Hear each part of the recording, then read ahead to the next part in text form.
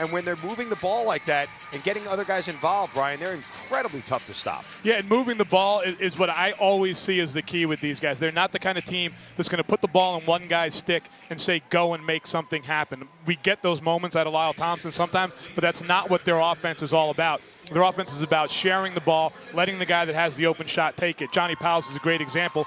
The ball's in his stick probably for about 10 seconds a game, right? But he's good for 2 or 3 goals every game in that 10 seconds because he's a great shooter, gets to the right spots off of their general offense and ball movement. In the end, there's 6, 7 guys on this offense that have the ability to put in 3 or 4 goals in a game. And Shane Jackson, their assistant captain, one of the best loose ball getter in the league. And of course, you always have Jordan Hall, one of the top point getters in this league, who's in addition to the Swarm this year, just a jack of all trades, a kind of Swiss Army knife, if you will. Great passer, great scorer, just a guy that really kind of helps facilitate the offense. Yeah, he's a guy that we've enjoyed to watch play. I think those little plays that can kind of go unnoticed, but you keep looking, wow, that's Jordan Hall again. And he's a guy I think also in the locker room has really helped pull this group together and has helped this offense mature from a bunch of really talented guys who in the end sometimes didn't get the job done last year to a really, really cohesive unit this year that can, as we said before, put up points in bunches.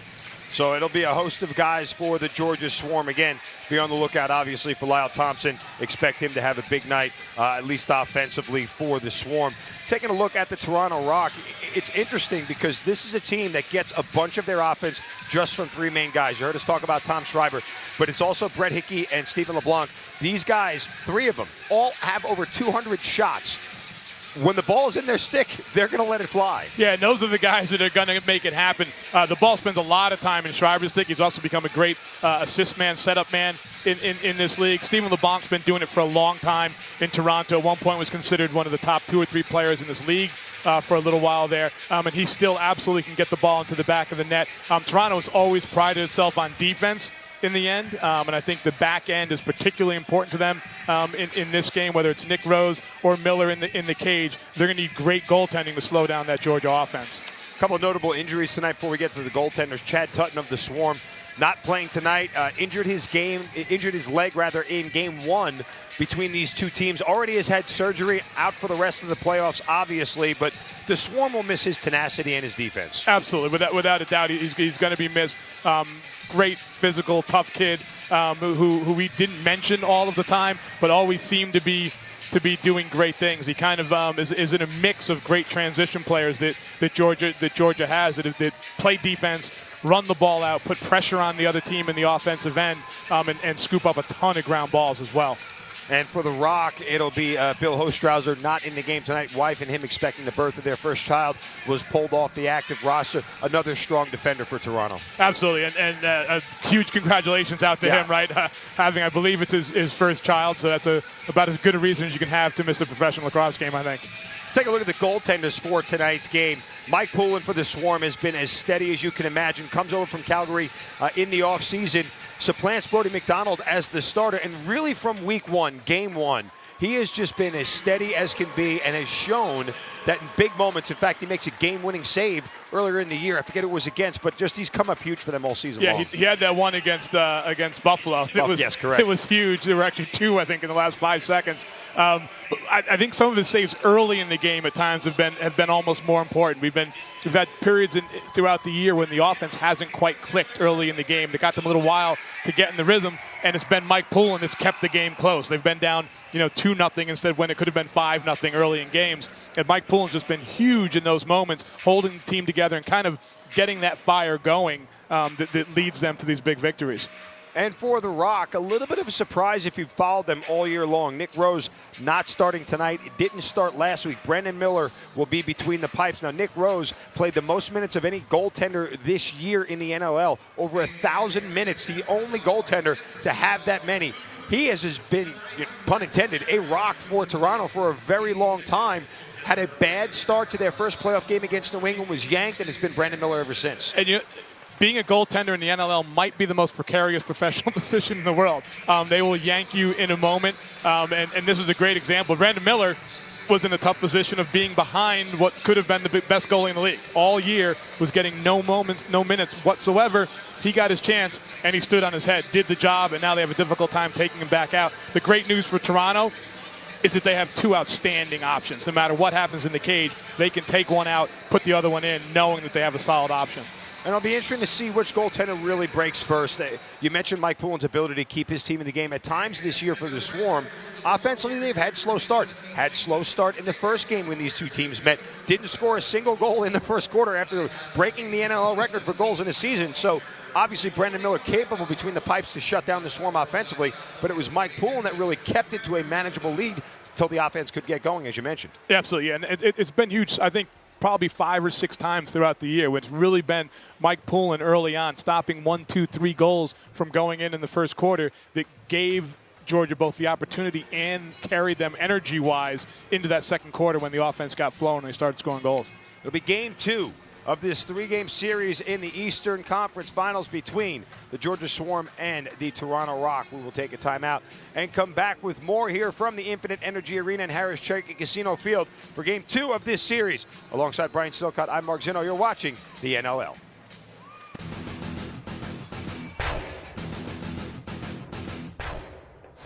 Mike Poulin is my choice for box boss of the game. He was great in between the pipes, and make no mistake, this is exactly why Georgia acquired Poulin. He's a calming presence in net. He turned away 39 of 47 shots and held an .829 save percentage in this one. He's going to need to be strong the rest of the playoffs for the Swarm, and this was one of his best games of the season, no doubt.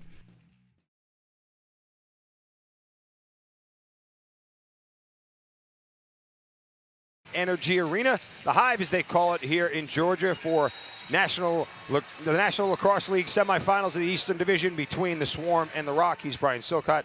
I am Mark Zinno. And take a look at some stats between these two teams for tonight. Coming into this game and head-to-head, you look at it. Toronto, as we mentioned, have 3 guys who love to just throw the ball on net. They lead in shots on goal over the Swarm. Obviously, the Swarm have more goals than the Rock do, 266 to 219 on the year, as they've netted the most goals ever. But watch for loose balls. As you can see, Toronto picked up 1,400 of them this year. The Swarm near 1,300. Those kind of things can make a difference in this game when you're trying to, grab extra possessions. Yeah, and there's loose balls and there's loose balls, right? There's lots of opportunities when the ball go on the floor and someone picks it up. The ones that Georgia has really been outstanding at this year is getting those second and third possessions in the offensive end, where you take a shot on cage, or for some reason the ball ends up on the floor, but you maintain possession in your offensive end. You get that reset on the shot clock after a shot, and now you're playing against a tired defense. And Georgia's been lucky enough to do that over and over and over again throughout the season. Toronto to some extent as well. Toronto, where they're best at, I think, is ground balls in the defensive end, right? They get the ball up and out. They collect it very well in the defensive end.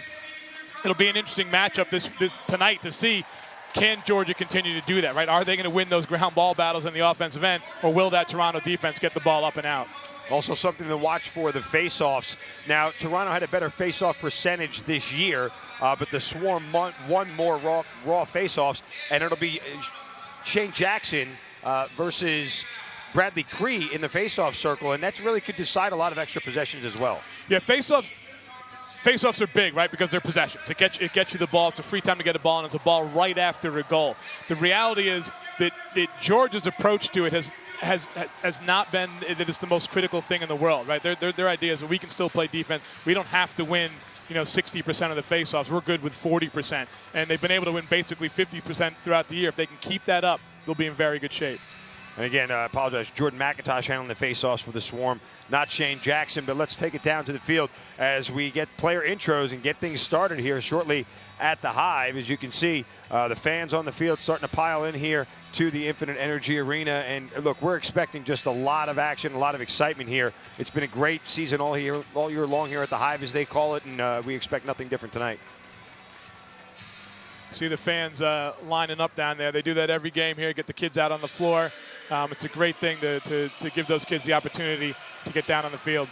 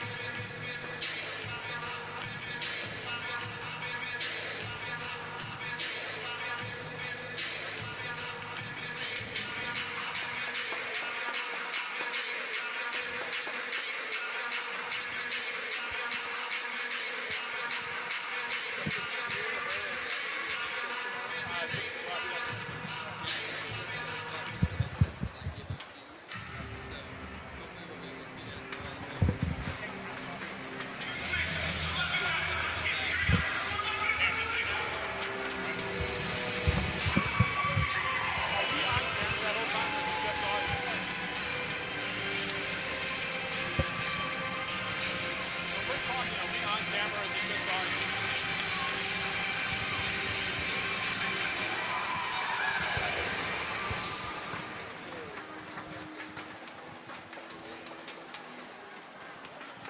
Fans, take your seats.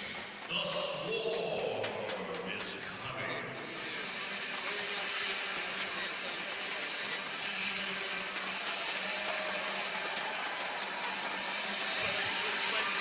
When we see ourselves on there when we're on air, we just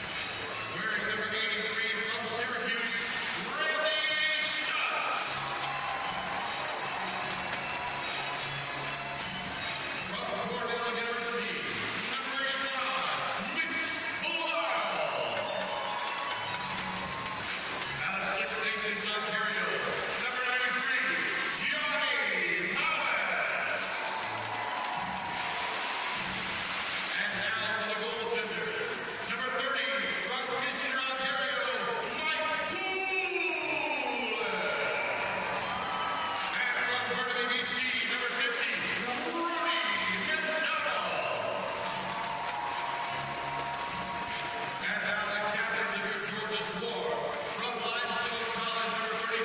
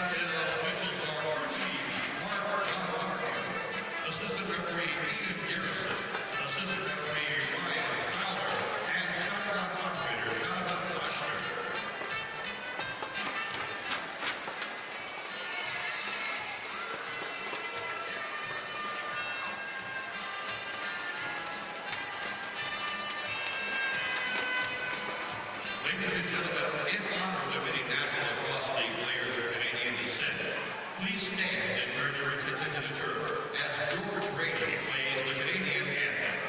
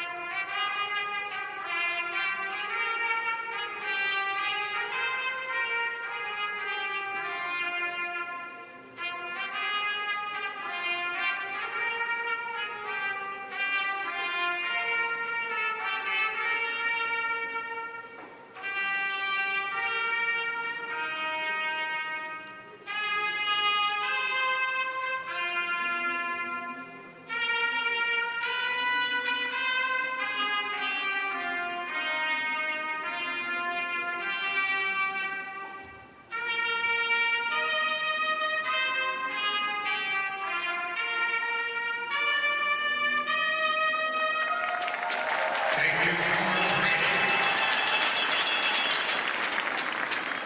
Ladies and gentlemen, please remain standing as the Wesleyan Middle School Band performs the national anthem.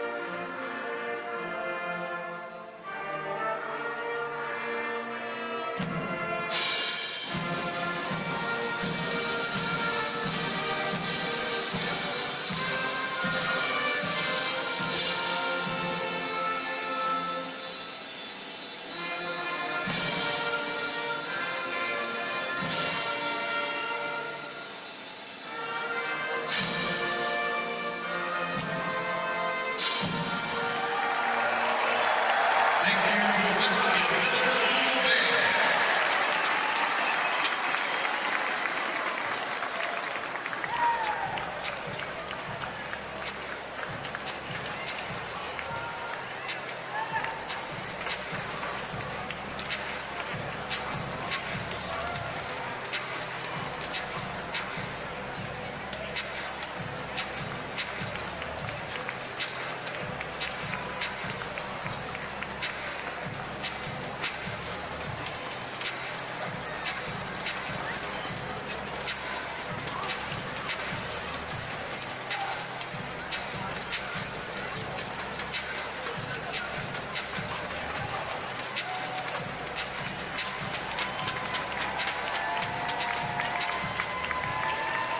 Now let's invite Georgia's former captain, Jordan McIntosh, and Toronto Rock captain, Brody Merrill, to the face-off circle for tonight's two special ball throws. Getting us started in our game visiting sponsor, Roger House from Axiom Corporation. He's accompanied by his daughter, Stella House.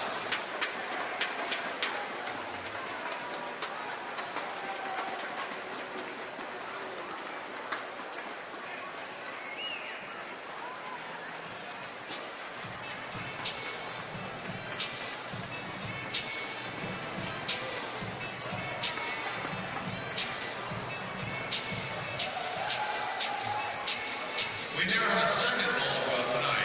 Please welcome Atlanta Falcons tight end number 81, Austin Hoover, and rookies offensive lineman number 64, Sean Harlow, and tight end number 85, Eric Summers.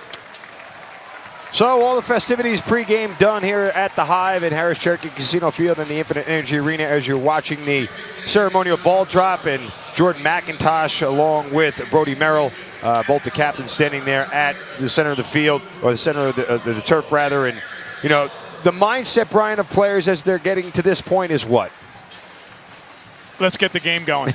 That's generally what it is at this point. They've been out for warm-ups twice. They've been back in the locker room. They're ready to go. And you just saw the goaltenders there, Brandon Miller for the Rock, and that is Mike Poulin for the Georgia Swarm.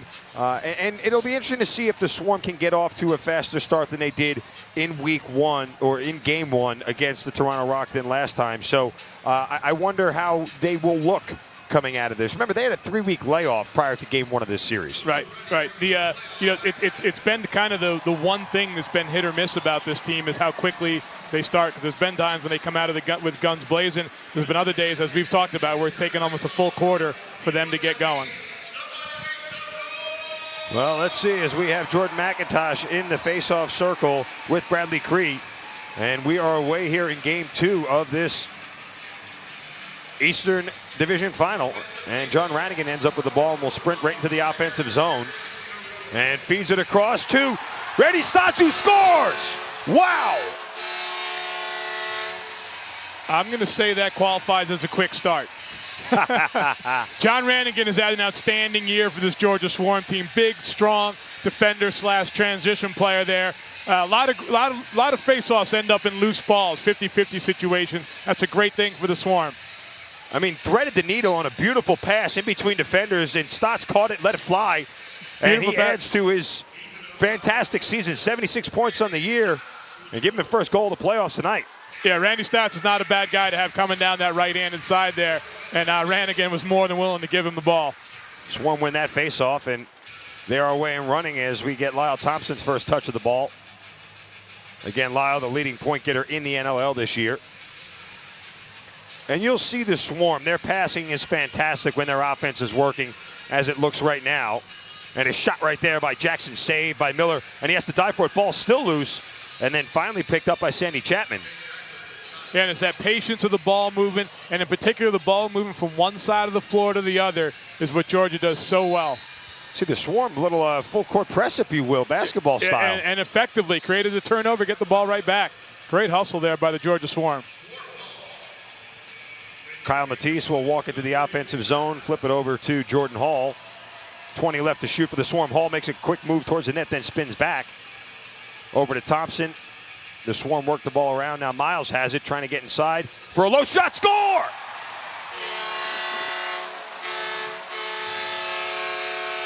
Fast start continues for the Swarm, Brian. Yeah, and Miles Thompson there using his defender as a screen. Just reached out with that right hand, shot it kind of around his legs. I don't think the goaltender saw that one till it was right on top of it, put it in the bottom left-hand corner. Beautiful shot off a little bit of ball movement. 2 quick goals for the Georgia Swarm. And take a quick look at the replay. You can see as Matisse feeds Thompson, and he makes this move around and gets checked up on by Gamble, but just fights his way through. Yep, steps back and uses actually 2 defenders plus Matisse really as a screen there. Don't let the Thompsons' small stature fool you. I mean, they're not terribly tall guys, but they are strong for their size. Very, very strong. Strong legs and very good at using body angles to create an impact when they step into people. They're both very physical dodgers. And now Schreiber standing up against the boards, looking inside. Over to Merrill on the far side to LeBlanc. 10 left to shoot for the Rock. LeBlanc sends it into Behrens. And Behrens shot stopped by Poulin, tested for the first time tonight with a save. Yeah, we've talked a lot about the Swarm's ball movement. Toronto does do a good job of moving the ball as well. While they have a kind of a big 3, they share the ball. They will move it side to side. And Tom Schreiber is very willing to pass the ball. Randy Stotts with an errant pass that ends up being a turnover. And the outlet from Miller goes right to Merrill. And now McCardle will set things up on the far side. Dan Littner and Brett Hickey pump fakes, now move towards the net and then spins back. Sends it across the middle. LeBlanc spins. Shot save from Poulin. That was a beautiful spin move there, and Poulin came up with a huge save. Yeah, Poulin right in the right spot. Wasn't fooled at all. Pretty easy save there in the end for Poulin.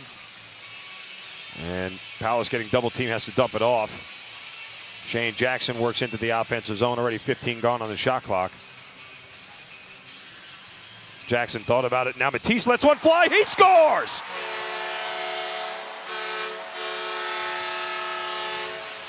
No shortage of offense so far for the Swarm. So I spent a lot of time talking about the typical slow starts, and what do? They come out flying today, the Georgia Swarm, all over them early here. And really not a terribly hard shot from Matisse. I think Miller got screened by his own guy there, but Matisse saw an opening and filled it. Yeah, similar to that first one, definitely a screen. Different, and it's a conscious thing, right? Shooting around those screens and trying to get it so the ball isn't picked up by the goalie till it's about halfway to the cage, and if you get it in a good spot, you can score. Another face-off win for the Swarm, and you've seen this from the Swarm during the season. They can pour it on very quickly, and sooner than you blink, you find yourself in a 5-6 goal hole. Yeah, they get runs. They get on. I mean, lacrosse is always a game of runs, but this Georgia Swarm team is particularly good at it, and Toronto does not want to go down in a big hole here. Sandy Chapman working through some defenders, tries to find a pass in the middle to Reinhold, and the loose ball picked up by the Rock. Shot clock still running as they are down to 15. Schreiber with his first shot deflected wide by Poulin. And Reinhold picks it up on the far side and a fresh 30 for Toronto. Toronto is moving the ball pretty well. I mean, their offense is getting decent ball movement. They just haven't created those opportunities yet. And an errant pass there. Ball's on the turf. Schreiber has to run all the way back. He would have been over and back anyway if he would have touched it and picked it up. So the Swarm pick it up and will get an offensive possession out of it. Here's Johnny Powless. Johnny Powell is one of the best shooters in this game. When he shoots the ball, it's going in at close to 30% of the time. There's Randy Stotts. And a low shot from Miles Thompson saved. Brian Cole picks up the loose ball rebound, and the Swarm will get another 30 seconds. And this is what we talked about in the open when the Swarm becomes so dangerous on second and third opportunities in their offensive end.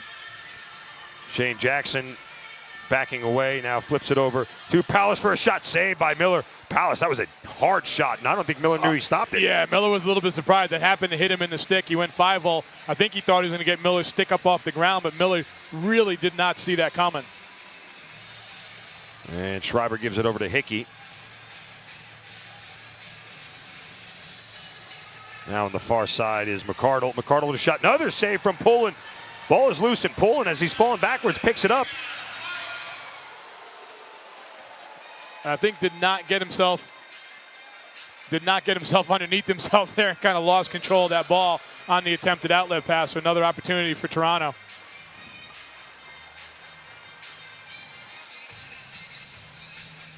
And a shot right there from Reinhold beats Poulin over his right shoulder. Toronto's on the board. And it's interesting, early on here, Toronto was moving the ball a lot side to side. I think in the end for Toronto, that pick and roll game, the two-man game, might be the more effective approach to them in the attack. So Mike Poulin, as you can see, gets beat over his right shoulder. His shot was by him before he even moved and pounds his fist in frustration. Yeah, that one's not really on Poulin. It was, you know, both guys went with the cutter to the inside, leading the man coming off the pick wide open for that shot. So Cree and McIntosh again, and it's a face-off violation on Mack. And I think they actually called the one of the defenders for pushing the Toronto guy over the line before the whistle blew. Nonetheless, we get a timeout here, and it is a 3-1 lead early on for the Swarm. As we get our first timeout, and just an exciting pace so far. Swarm certainly living up to the offensive billing that they provided all year. Absolutely. They've been spot on with their shooting, using screens really, really well, getting good ball movement. They're also doing a pretty good job at the back end, though. That one goal, they need to work on the pick and roll, but they've been pretty organized thus far at the defensive end. So it's a 3-1 lead for the Swarm. 9:53 left in the first. We'll take a timeout and come back with more here from the Infinite Energy Arena in Harris Cherokee Casino Field. You're watching NLLTV.com.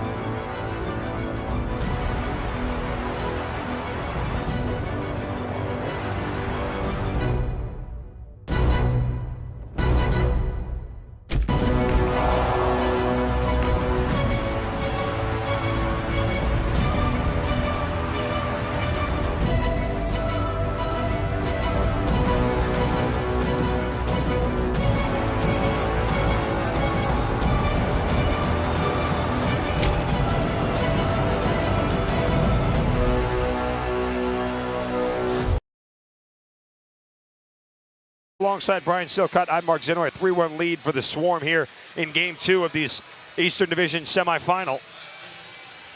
Tom Schreiber seeing a lot of the ball thus far, dodging on that right-handed side. He early on took that quick shot we saw that just missed. In his last couple possessions, he's been looking to feed the ball to the inside. So it seems to be part of their strategy on his right-handed side to get the ball into Schreiber's stick. It's been working all year. I really think they need to go a little bit more pick and roll, however. Miles Thompson attempted to pass behind the cage, picked off. And Toronto comes out running on the offensive end. And here's Brody Merrill with a shot, and he scores. Brody Merrill was left alone with his shooting lane, and he beat Poulin over his left shoulder. And Brody, that is classic Brody Merrill in transition. He looks very, very deliberate. There's no fakes when he's in transition running with the ball. Very deliberately, he picks a spot and tries to put the ball there for good or worse. And in that case, he picked the top right-hand corner. Merrill, 7 goals during the regular season.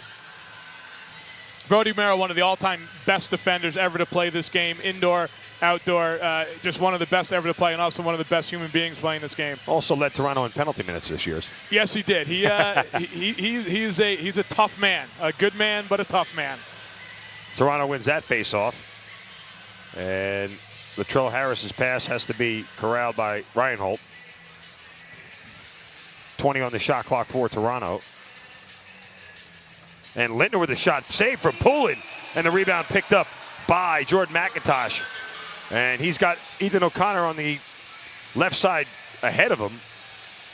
And Mac decides to wait for the rest of his teammates to get on as Jordan Hall will take over. A number of shots from that kind of 10 to 12 yard distance thus far that Poulin's been all over so far. Other than that one that went in on the step back off of the pick and roll, he's been all over those outside shots. Stotts flips it in the middle and can't end up on the stick of Lyles Thompson. Ball still loose, and Toronto gets it. As we see Sandy Chapman sprinting into the offensive zone. Sandy Chapman, former defender of the year in this league a while back when he played for Rochester. And now LeBlanc flips it back to Chapman for low shot. Pulling up to the task again. Long rebound goes out to Brett Hickey. Toronto gets a fresh 30. And now Schreiber will work on that near side. I like the way they're playing Schreiber, though. Not going out and pressure him so much. They got Noble on him. He's sitting back about 4 or 5 yards off him, allowing him to feed, but making sure he doesn't get that clean dodge to the cage. And don't sell on the Connor Sellers short on the other side, matched up against LeBlanc, doing a great job defensively with him. Absolutely. Matt LeBlanc. LeBlanc is a fantastic, fantastic player, and that's a great matchup on the other side of the floor. And we're going to get our first penalty of the game, and it goes against the Swarm. And Mitch Belisle, no stranger to the sin bin, will head there for 2 minutes for a slash. Mitch Belisle out of Cornell University, another American player, physical defender. He's a pure defensive player. Basically comes out the back door, plays D, rarely runs in transition, but he's a strong kid that can play some defense. Well, 2-minute penalty. We'll see what the Swarm can do. They have the #1 penalty kill in the league, killing off nearly 60% of their penalties, while Toronto has the #7 power play, and Poulin makes a save right there on the first shot attempt. Reinhold gives it back to Hickey, flips it to Schreiber. Another save by Poulin, and Cole comes up with the rebound, and the Swarm have numbers in an odd man rush. Cole on one side, looking at Joel White on the other, freezing. Cole moving towards the net, now pulls back, and the Swarm will probably... So in that first set, Toronto going with a strong right-handed power play and no movement at all. There was no rotation, no cutters. They basically just stayed in the house. 2 guys on each side, 1 up top. Interesting. The Swarm have Ethan O'Connor sitting back. 3 guys in the offensive end, making sure they don't give anything back the other way. Now, that's not something the Swarm have done all year long. Why change now? You know, it's actually something I'm surprised that more teams don't do. If they're not going to come out and pressure you right away, you know, why not keep someone back to make sure? If you're not really going to make a strong assault to the goal with your shorthanded group, you might as well leave someone back and make the safer play and not give up transition. Reinhold shots wide, bounces off the boards, and then finally picked up by Sellers as we are under 40 seconds in this power play for the Rock. And now the Swarm, I think wisely, will try to just eat the rest of this 30-second shot clock here.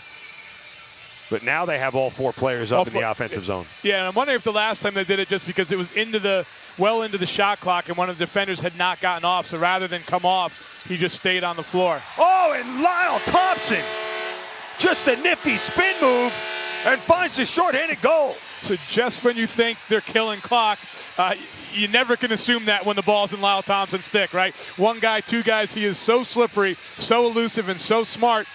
He gets the shot off before Brody Merrill's able to come over and help. Brody Merrill's sitting there as a backer. When he comes across to help, though, it's too late. Lyle Thompson has his right hand free on the inside and gets the shot off. Lyle Thompson, 3 short-handed goals during the regular season. Nets his first here in the playoffs and extends the Georgia lead back to 2. Still 15 seconds left on the penalty. Face-off won by McIntosh. And he tried to flip it back to Joel White. Ends up with a turnover. Yeah, a little sloppy. I don't think McIntosh saw the Toronto player coming into his line of vision there. Belisle out of the box, heads right onto the field and will stay on. And look at that pass deflection right there. Joel White, clean pick.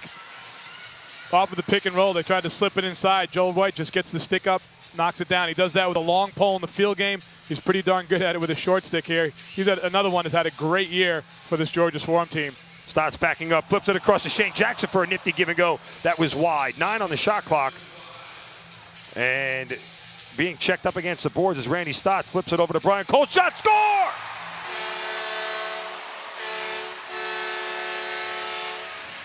Brian Cole, the rookie from Maryland. So Brian Cole started this year basically running out the back door, playing a little bit of transition. He's on a regular offensive set now. This is a guy that scored a lot of goals as a midfielder in college. He's very capable on offense. It's great to see the Swarm giving an opportunity. He steps up, puts it in the top corner. And don't underestimate how great that pass was from Stotts, who was double teamed and kind of threw it as the shot clock was running down to Cole. And that's one of the really tough things. You have Stotts and Lyle Thompson and Miles Thompson over on that right-handed side. It's so tempting as those defenders on the left-handed side to creep across to help, but then you're leaving shooters open on the backside. And McIntosh flips that ball back, but Toronto ultimately ends up with it. I tell you, Cree and McIntosh are going to go at it all night long in that face-off circle. Both of them very good at this. It should be a really, really good battle. Both very solid lacrosse players as well. And here comes Schreiber. Gives it over to Hickey, and Radigan gets picked off on a screen. Now Schreiber gets it back and lets one fly. Poulin with a save. Again, that 10 to 12-yard shot. Poulin's all over it. You know, that one came off of a pretty big cross-court pass there all the way across the defense. But Poulin did a great job moving pipe to pipe, was square in front of it when the shot came. So the Swarm have got it back to the 3-goal lead, 5-2, 4:20 left. We're going to get a timeout. You're watching NLL on NLLTV.com.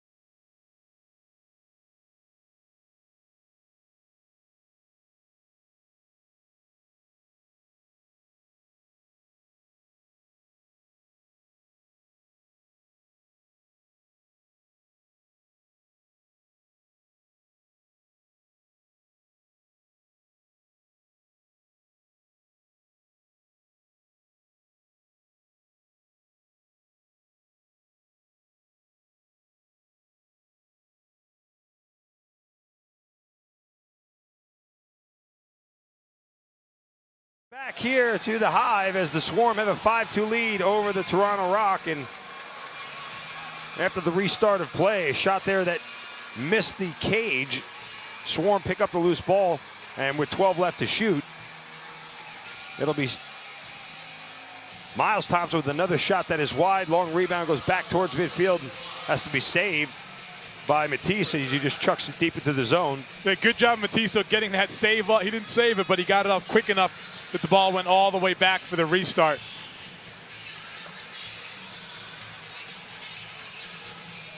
And here is LeBlanc spinning.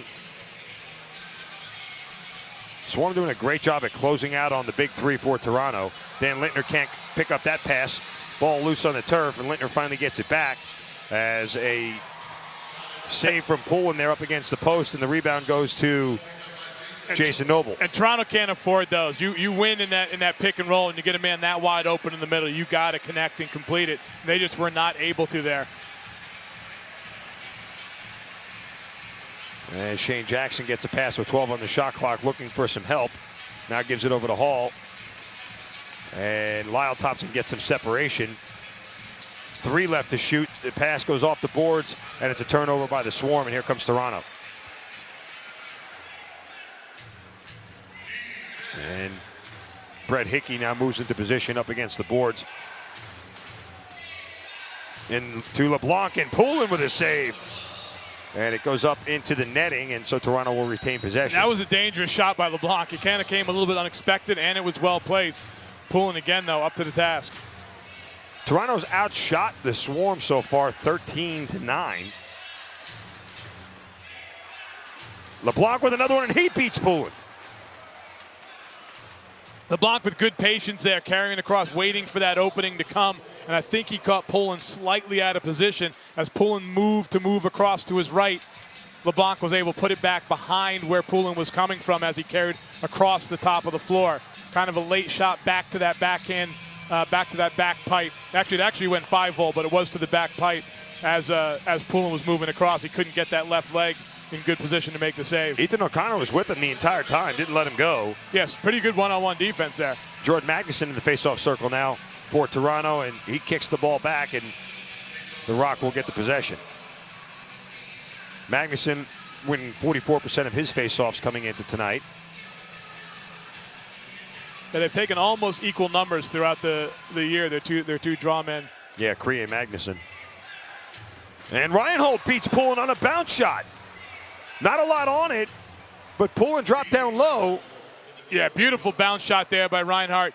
Gets everything kind of going down low, his body motion, all the movement down low, and uses the bounce to bring it back up high. So as Poulin comes down to make that low save, that ball just kicks back up over top of him. That's a really difficult save, but a beautiful shot by Reinhardt. Second goal of the night by Ryan Holt. Has 8 points in the playoffs coming into tonight's game.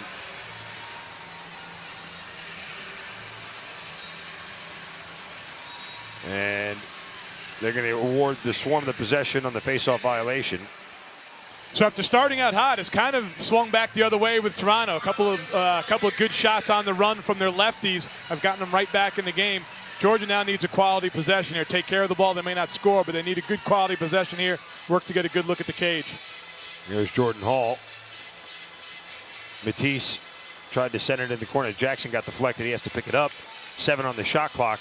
Here comes Stotts, spinning and moving, trying to work back close to the net, and to avoid the shot clock violation, which it was, and tried to get the reset in the defensive zone. It didn't happen. Yep, solid, organized defense out of the Toronto Rock right there. All over everything Georgia did.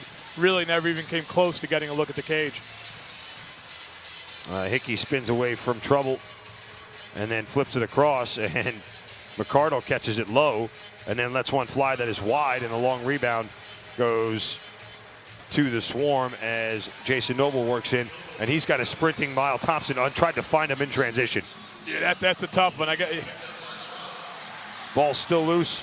Noble fights for it, as does Miles Thompson. Ball still on the turf. Shot clock running against the Swarm here. I think it was actually running on Toronto. I think they really. Yeah, I think. And they're going to award the Swarm the possession. Let's see if they reset the clock, and they do. Yeah, I think he picked it up just for a second there. He gained possession, had to check back out. So the clock started on Toronto. And a feed in the middle to Lyle Thompson, saved by Miller. That was a golden scoring opportunity for Lyle Thompson. Yeah, and a great job by Miller staying home to make that save. And look at the defense by Johnny Palos on the other side to intercept that pass. Rock had a 3-on-2 advantage, and Palos got his stick on the ball. Yeah, outstanding defense. That's a very difficult situation. That was a pure 3-on-2, and then Palos able to knock the ball down. That does not happen all that often at this league. And so we are under 15 seconds left. Swarm will hold for a final shot as Stotts leaves it to Lyle Thompson, who walks his way into position. great crowd tonight here at Georgia. They seem energized, ready for a great game. Stotts with the shot, and the horn sounds. And after 15 minutes of play, we have got an exciting one. The Swarm with a 5-4 lead. We will take a timeout, come back with the second quarter. You are watching the NLL Eastern Division semifinal here on NLLTV.com.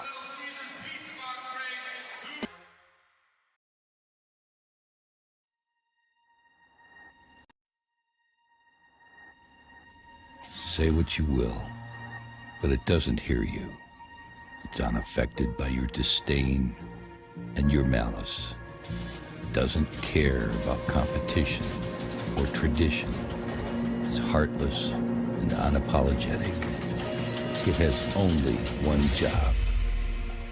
2,536 knitted rows, 1,604 strokes, 513 transfers, all in one piece, duplicated identically every time. This is no job for man.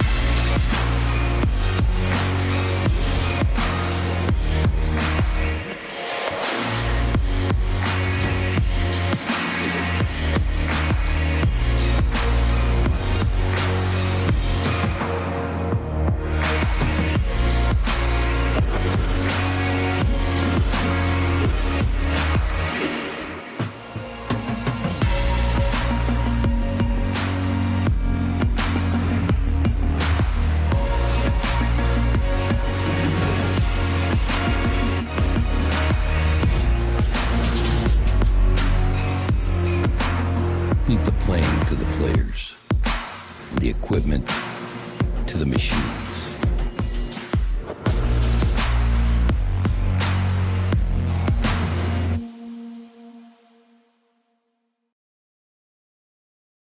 To the Infinite Energy Arena at Harris Cherokee Casino Field, it is the Swarm and the Rock as we head to the second period. Swarm with a slim one-goal advantage, 5-4. He's Brian Silcott. I'm Mark Zinno. Very exciting start to this game here, Brian. Yeah, been a great energy, I think, both ways. Both defenses doing a pretty good job. I think the goaltenders are the ones that really need to step up their game a little bit, force these offenses to work for better shots, for more inside shots. They've been screen shots that are going in, but most of them have been from the outside thus far. Toronto outshot the Swarm in the first 15 minutes, 16-11. We'll see if that continues, even though the Swarm have the one-goal lead. So in the face-off circle again is McIntosh and Cree, and it's won by the Swarm as the team switch sides. And Joel White works his way right into the offensive zone. Joel White's fun to watch just running around the floor with the ball. It always seems like something exciting is about to happen. And here is Stotts. Tried to feed McIntosh in the middle. And the ball bounced around, was deflected, ultimately picked up by Miller. And he gives an outlet pass to Latrell Harris. Yeah, that was a nice little opportunity there. Stotts couldn't get the handle, but a real nice opportunity there in pick and roll. Schreiber with a shot that is wide. And the ball bounces off the boards, and it's picked up by the Swarm as Leo Storos works his way into the offensive zone, then flips it over to Jordan Hall, who gets checked up on by LeBlanc, and Storos gives LeBlanc a hit for good measure on the way back to the bench. And that pass had a lot of mustard on it and couldn't be corralled by Miles Thompson, and now it's being fought for on the boards. Randy Stotts ends up with it, working his way behind the cage, tries to feed it in the middle, and then gets knocked away by Jeff Gilbert. So we've seen this before from the Swarm. It's often come at the beginning of games, but they've just been sloppy for the last 5, 6, 7 minutes, maybe even a little bit longer, with kind of bad turnovers, not great shots, and the offense just doesn't seem to be grooving right now, whereas the Toronto Rock seem to be stepping up their offense. And here's Schreiber matched up against Cole. Ryan Holt at the top, gives it back to, and we'll get a violation and a turnover. Yeah, illegal pick there, a little over-aggressive on the pick. So McIntosh now has it deep in the offensive zone for the Swarm. McIntosh getting some help off the bench, and here comes Lyle Thompson.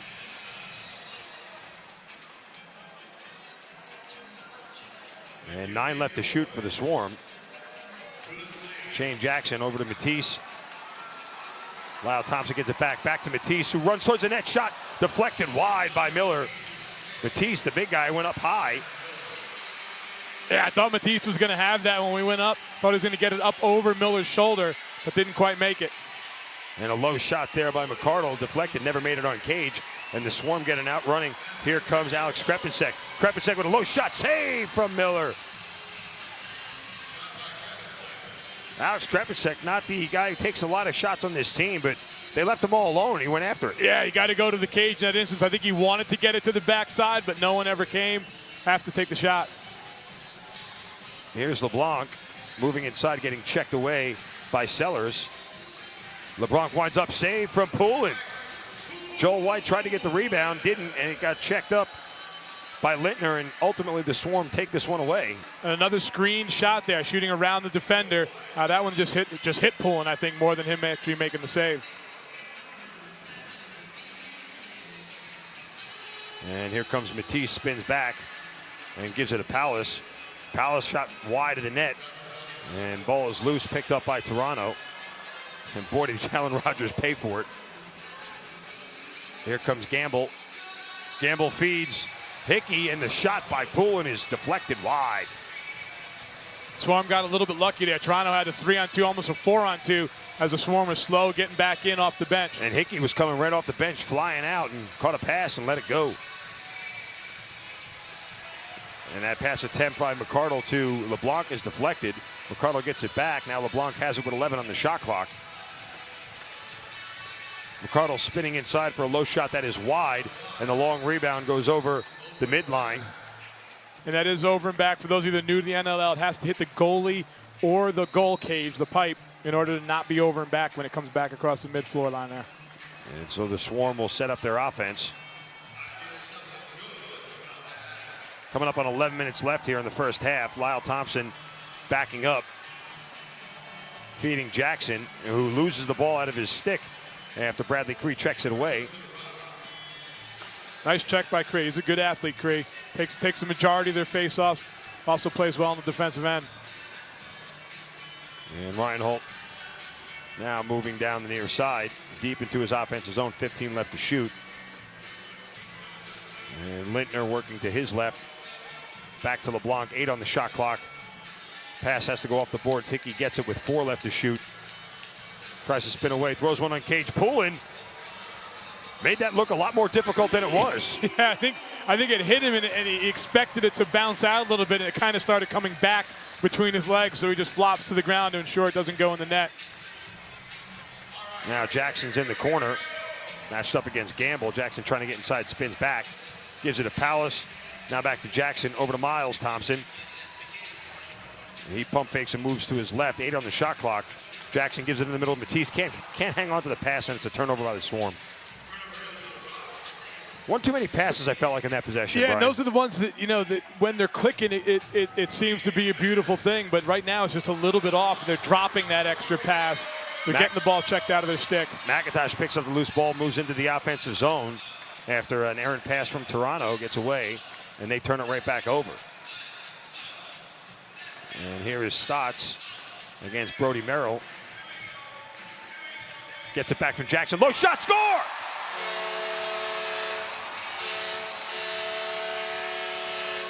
I had a feeling when Stotts got that, he was going to let it fly, and when he sent it away, he just moved into a better position when he got it back. Yeah, and what I was thinking is that Toronto's doing a great job of protecting the center of the floor right now. What the Georgia Swarm needs to do is hit a shot from the outside, and that's what they delivered with. If they can force Toronto to step out another 1 or 2 steps, things will get much easier for them on the inside. But right now, Toronto holding solid in the center of the floor. The Syracuse standout, 76 points during the regular season, 2 goals tonight. And the Swarm back to a 2-goal lead, 9:20 left here in the second quarter, rather. And Toronto's getting sloppy with the ball here offensively. Yeah, that one was just a matter of I think, a little overconfidence in their ability to hold on to the ball. He should have just run to space somewhere to get that ball free instead of standing still and trying to protect it when he was being checked. Well, you know, the Swarm had their run early, and then they basically have been held silent. And now with back-to-back goals, you know, you give them an extra possession. That's a problem because they score again. Jordan Hall. And this is Georgia Swarm lacrosse. This is the way it goes. They have some lulls, but when they're clicking, when it starts going, they get dangerous in a hurry. And we had that 10-minute period or so where they were sloppy, dropping balls. When it starts going, though, they're very, very dangerous. Toronto's going to need to step up to the defensive end if they want to keep this thing low. And Jordan Hall just had a lot of space and moved right around Patrick Merrill and beat Miller. But as I just said, you know, the Swarm, when they feel it, and they're feeling it right now, those runs come quick, and giving them extra possessions right now is not in Toronto's best interest. And everyone in the Georgia Swarm uniform loves it when Jordan Hall has success. He's one of the most popular guys on the team. They love for him to have success. He's one of their leaders. And if he gets going here, it's going to be a good thing for the Georgia Swarm. And now Toronto with 14 left to shoot. LeBlanc gets it. They have closed out on LeBlanc so much tonight. Like, he has very little room to breathe. As Ryan Holt gets in, and a big save by Mike Pullen. But, you know, they're giving Schreiber a little bit of room. They're giving Hickey a little bit of room. But LeBlanc is getting checked up on immediately. Yeah, and Hickey, the right-hand side, it seems, they're giving more space to and closing down on those lefties pretty quickly when they get the ball. And a give and go to Matisse. Huge save by Miller. What a As you save can hear by the Miller. crowd. What a save by Miller. I mean, that looked like for a moment he had a lot of space to shoot it at, and then Miller just came out of nowhere with that stick to stop the shot. So the Swarm in the middle of a run here with 7:56 left in the second quarter. Have opened it back up to a 3-goal lead. That's been their largest margin of the evening. And shots right now in favor of Toronto, 20-17. But the Swarm scoring opportunities have been a lot more. Absolutely. I think when you look at what's been going on with these offenses, Toronto's been a little bit more aggressive in getting the shots off. Georgia's been a little bit more patient working for that great shot. And I think those times we were talking about when they ended up dropping the pass, it's led to no shot. And that's what's really hurting them in the shot category. But the shots they're getting are quality shots. And I apologize. Nick Rose has been put back in net for Toronto. We just had the goalie equipment check. We were able to see who the goaltender was. So coming out of the last timeout, I apologize for missing it. Nick Rose was put back in. So the situation for the Rock, you know, Nick Rose got the start in the game against New England, was pulled. Brandon Miller carried him. And now it's back to Rose. I think they're very much in a whoever's hot's going to play the minutes, right? That they have two goalies who are both very, very good, have both had success this year. Few balls go in the net, you make the switch and give Nick Rose a shot.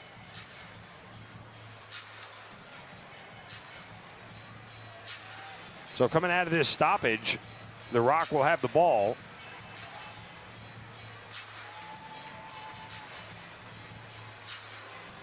And it'll be Kieran McArdle.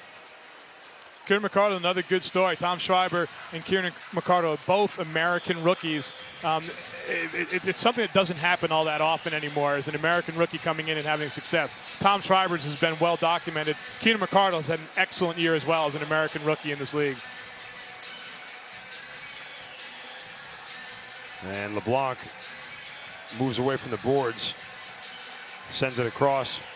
Ryan Holt gets checked up on in the middle, 13 left on the shot clock. And here's McArdle moving towards the middle, looks for a pump fake, moves back, a bounce shot, goes up into the netting, and the Swarm will take over. Good job on defense there, stayed with him.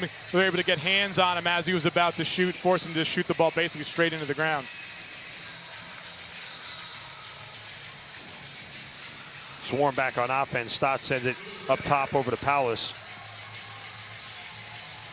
Now Jackson moving towards the middle. Feeds Stotts one more time. 10 on the shot clock. Stotts lets one fly, and Rose comes up with a save.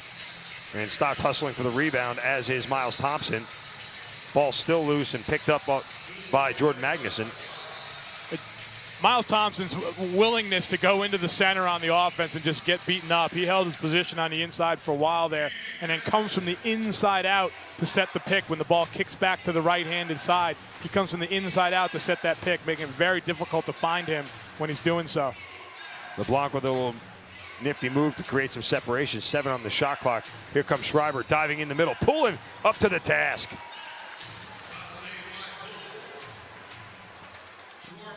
And quickly the Swarm move into position. McIntosh feeds it back to Lyle, and Matisse starts in the corner. Matisse spinning towards the middle, running towards the cage, gets it checked up, and Rose picks that one out of the air. I think In that case, Matisse kind of tipped his hand a little bit. I think it was kind of obvious that he was trying to set up that inside roll back underneath. Pulling to flex, Gamble is shot wide. Ball is loose and being picked up by the Swarm as Connor Sellers runs it over midfield. And the Swarm will get a change of personnel. I think Go ahead, Brian. I'm sorry. I think it was Creed defending on Matisse. Really seemed to have had that move scouted pretty well. Miles Thompson backing in with a behind the head shot deflected by Rose, picked up by Jordan Hall and a fresh 30. I feel Johnny Powell is just lurking right now. Stotts with a laser, saved by Rose. Ball is loose. Miles Thompson fighting for it still. And Magnuson gets it as he's checked up on by Miles. Yeah, Johnny Powell is so dangerous with the ball on his stick, and he can dodge, he can get around people, but what he's great at is shooting the ball. And he's not shooting at 100 miles an hour. He's very deceptive, gets goalies moving, shoots around screens. Oh, what a beautiful pass right there to Casey Behrens, who nets it. Nice pass and a really quick release out of Behrens there to get that on Cage almost the moment he caught it.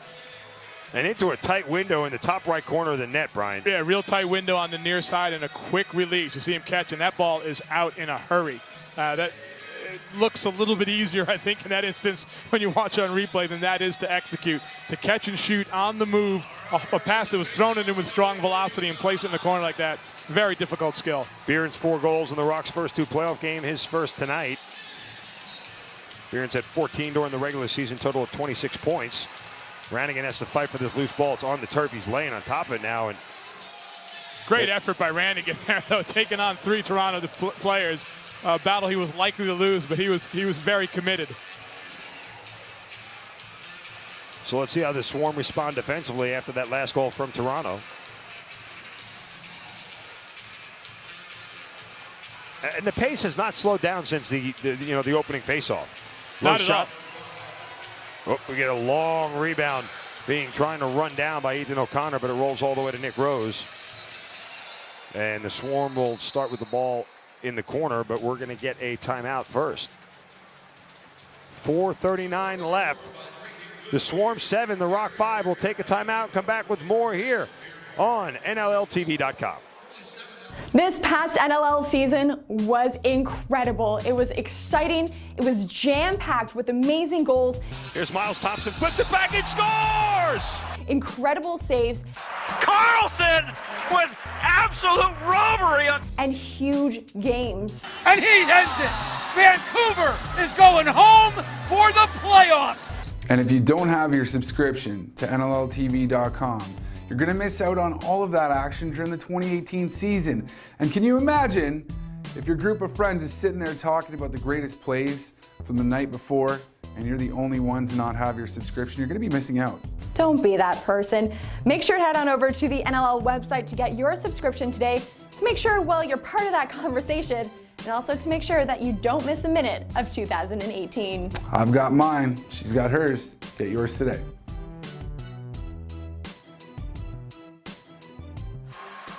Welcome back to Harris Shaker Casino Field in the Infinite Energy Arena as the Swarm have a 7-5 lead over the Rock in this Eastern Conference semifinal matchup between these two teams. Game 2 of this 3-game set. 4:39 left. It's interesting, Brian, that the Swarm, are still trailing in shots on goal, but yet have the lead. Yeah, I think we talked about it a little bit before. I think it's been Georgia's patience that's led to that. They're a little more patient on offense, trying a little bit more willing to take that first look at the cage and let it go. Georgia a little bit more patient, looking for that extra pass. It's led to kind of an interesting matchup, in my opinion. It's interesting to see what happens as we go forward. If Georgia's linking up on those passes and completing them, they become very, very difficult to stop. If Mike Poulin gets hot in the coal and is stopping all those outside shots, Toronto's going to have a problem. So coming out of the timeout, the Swarm have the ball, fresh 30 seconds on the shot clock. And Stotts in the corner moving towards the middle. Feeds it over to Shane Jackson, eludes a defender, flips it back in the middle to Palace, who couldn't corral it, and the Swarm turn it over. Yeah, that almost looked like it may have been a set play. I'm not sure, but that looked like a set play coming out of that timeout.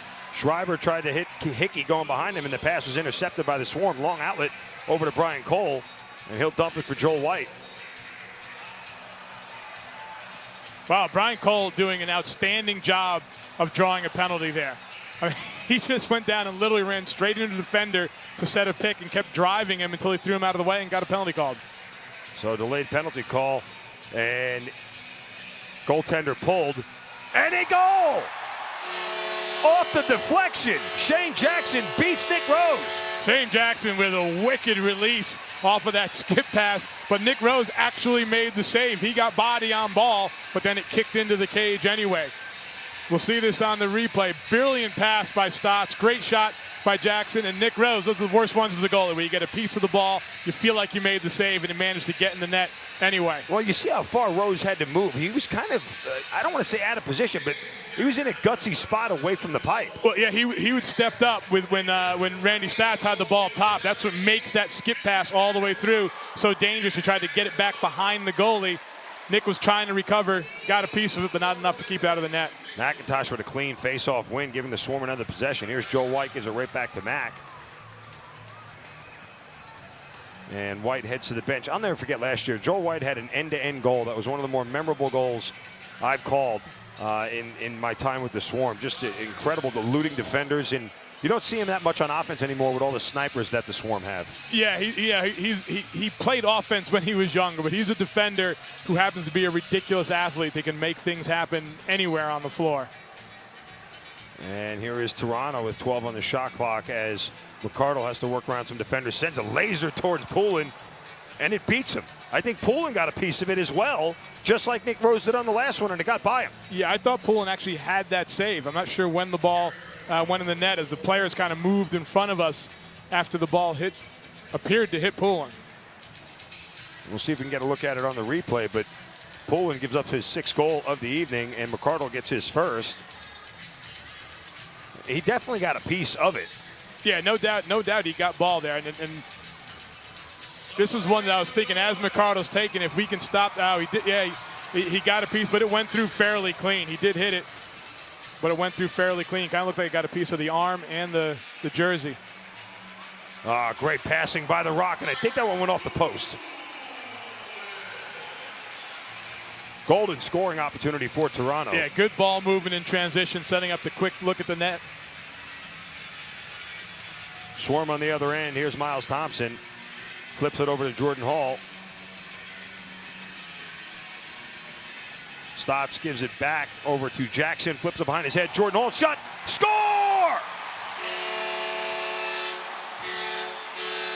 That one's a highlight reel play. Beautiful passing by the Swarm. Jordan Hall got the benefit of a little bit of help from the post after getting it by Nick Rose. And that's one of the only way to throw this pass is behind the back. The only way he's getting it to him is behind the back there. There's too many defenders in the way. He goes behind the back and puts it on the spot. You can see he beats him 5-hole, and it rolls, hits off the post, and then off Rose's back. There's it off the post, off his back and into the net. Yep.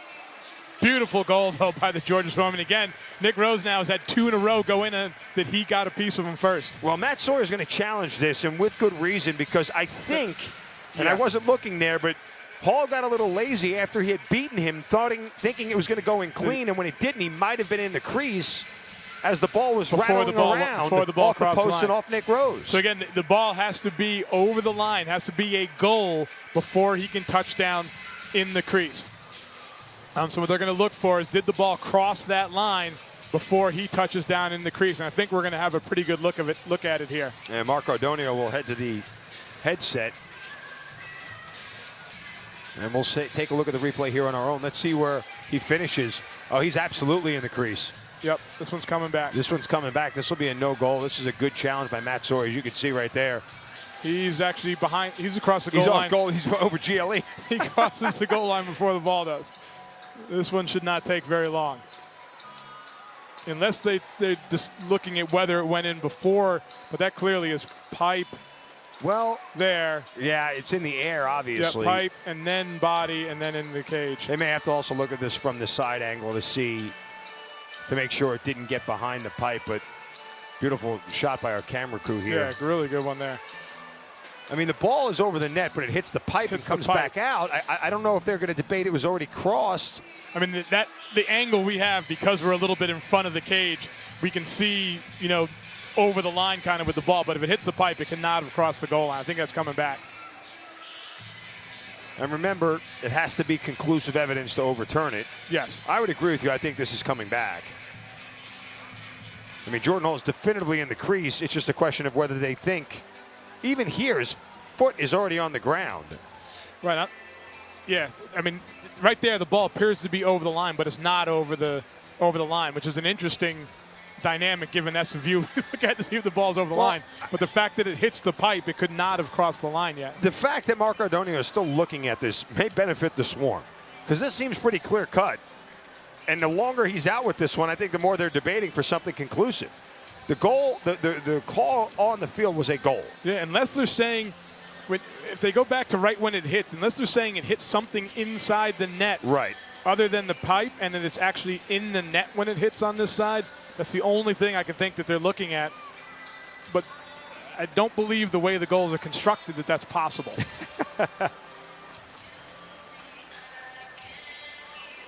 But it's funny, because of the angle we have, you can see the whole line in front of the ball. It makes it look like it's in the net.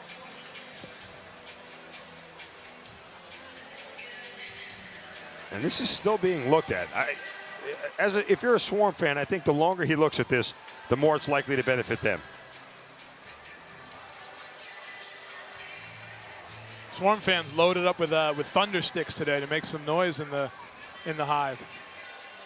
Very good crowd on hand tonight.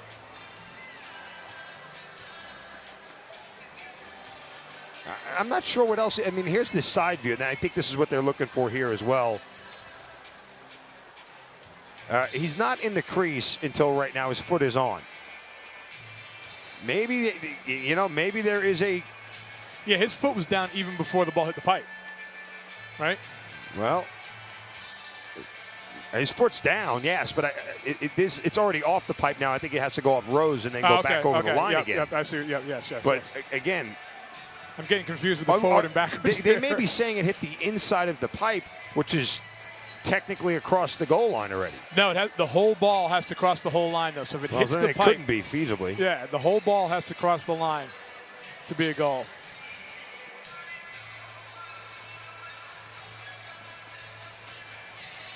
As you can see, the shot side by side overhead, and then from the side view. This is going to be an interesting one. I would love to have the conversation with the official about what exactly he was looking at here to make the determination. It appears pretty clear cut to me that ball did not cross the line. I think he thinks it's in right there. I mean, you could, from that angle, the ball looks completely in the net. If you just took that as a freeze frame, that's a goal, yes. Right? If you take that as a freeze frame, it's a goal. But I think that we have to look at the whole thing and make the determination that it's physically impossible for that ball to have crossed the goal line and hit the post like that. I mean, they're saying right there, his foot is on the turf. And the ball, now it's about to hit the post. If they keep going forward, that ball would hit the post and then go back off Rose.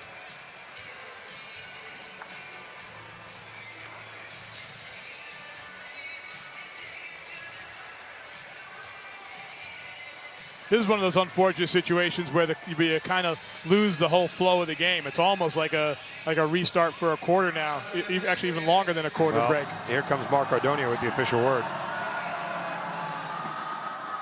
After review, the call on the floor is overturned as the shooter's foot made contact with the crease prior to the ball crossing the line. No goal. So Jordan Hall's second goal is now pulled off the board, and a good challenge from Matt Sawyer and the fans here at the Hive. And I do think that's the right call. I think we both agree that is the right call. Back to an 8-6 game. And well, now you mentioned it was really a long pause. It was a couple of minutes there. You see how they react coming out of this stoppage.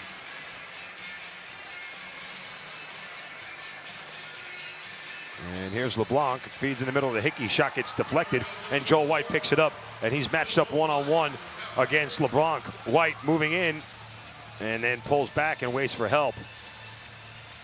Smart move by White. Going to challenge him, see if anything comes of it, but in the end, not going to do anything stupid with the ball. Give the offense their shot. And Randy Stotts with a laser that hits off Rose, and the ball is loose in the corner and being fought for.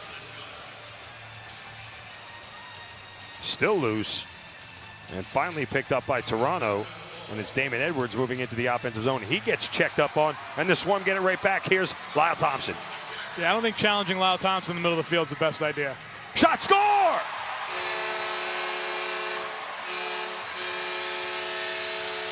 A beautiful transition goal by the Swarm. Shane Jackson nets it. So you look at Lyle Thompson, do not think for a moment that you're looking at an offensive specialist. Lyle Thompson can play anywhere on the field, and in this case, he strips the man in the middle of the field, picks the ball up, throw it to his buddy Randy Stotts, who goes to the backside to Shane Jackson, who finishes with ease, basically tossing it into an empty net. And you can see Bradley Cree extending his arms saying, hey, I need help. I mean, I got two guys here. There's only one of me. Two guys in a lot of green space between them. Yeah, I think the mistake came thinking you were just going to run by. Well, and you really, if you want to kind of dissect it, Damon Edwards, not a guy who always brings the ball up for Toronto. And when he got matched up against Lyle Thompson, it was a matchup that Thompson was sure to win from a physicality standpoint. And it almost looked like, I'm going to hold here while they're as Lyle Thompson tries to feed it in the middle, and a shot off the post. It almost looked like Lyle set that up, too. Made him think for a moment that he was going to run by him, and then Lyle just closed in about 3 steps and stripped him of the ball. And Shane Jackson limping back to the bench for the Swarmers. He got checked hard, and he goes down on the bench, immediately looked at by the training staff.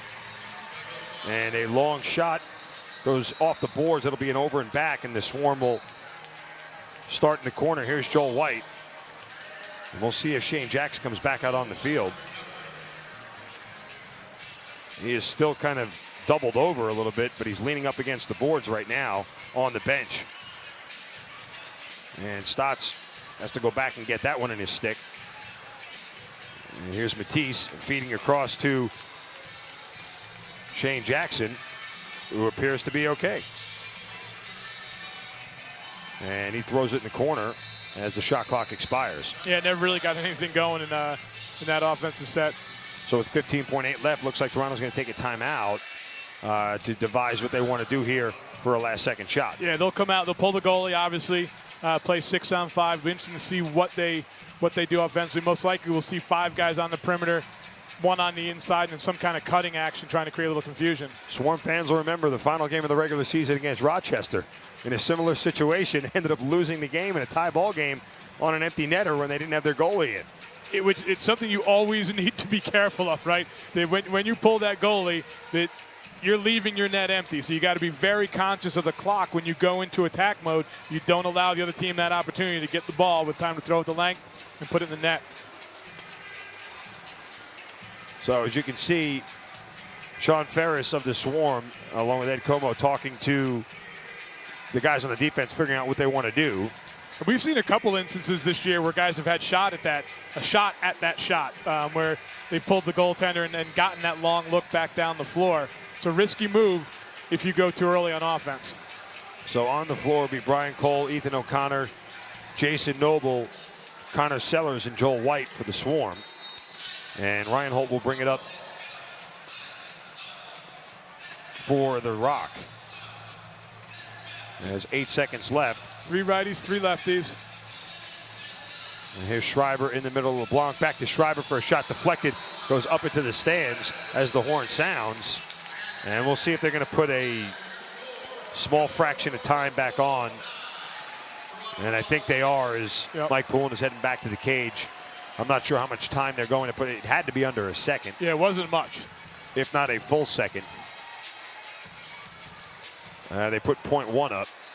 Yeah, so, they definitely want to put someone out guarding the ball.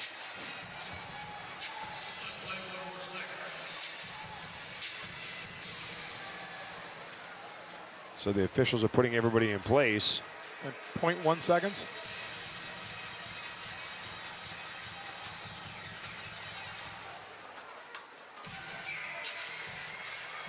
I think Brian Cole would sit up a little bit higher there so he can't shoot around him. He's got to come back to the inside of him if he wants to shoot the ball. Cole seems to be standing directly in front of him where he could actually shoot this ball around him. And still waiting for the start of play here. Well, they had 0.1 seconds up on the clock. Now it's back to double zeros.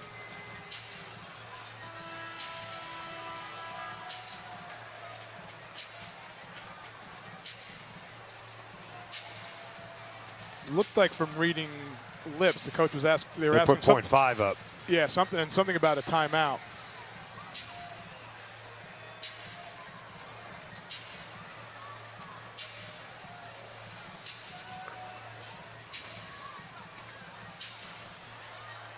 Now let's see what they do here as we wait for the start of play.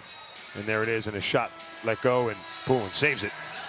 So nothing but padding the stat sheets there after that is done. But we hit halftime, and the Swarm have a 9-6 lead. The shots on goal in favor of Toronto, 24 for them, 21 for the Swarm. But the Swarm really have made more of their chances. Yeah, Swarm have gotten really, really patient, good looks at the cage. But we said, though, throughout this, I mean, that's the way Toronto's going to play. You mentioned that they have 3 guys with over 200 shots. They are going to take shots. We need good goaltending, and we got to keep those shots. The Georgia Swarm, that is, have to keep those shots on the perimeter. Don't let them start getting the pick and roll and hitting guys on the inside. So a 9-6 lead for the Swarm at halftime. Coming up next, we will have the NLL commissioner right here on site to discuss this game and a whole lot more. Live from the Infinite Energy Arena in Harris Cherokee Casino Field, you're watching Georgia Swarm Lacrosse on NLLTV.com.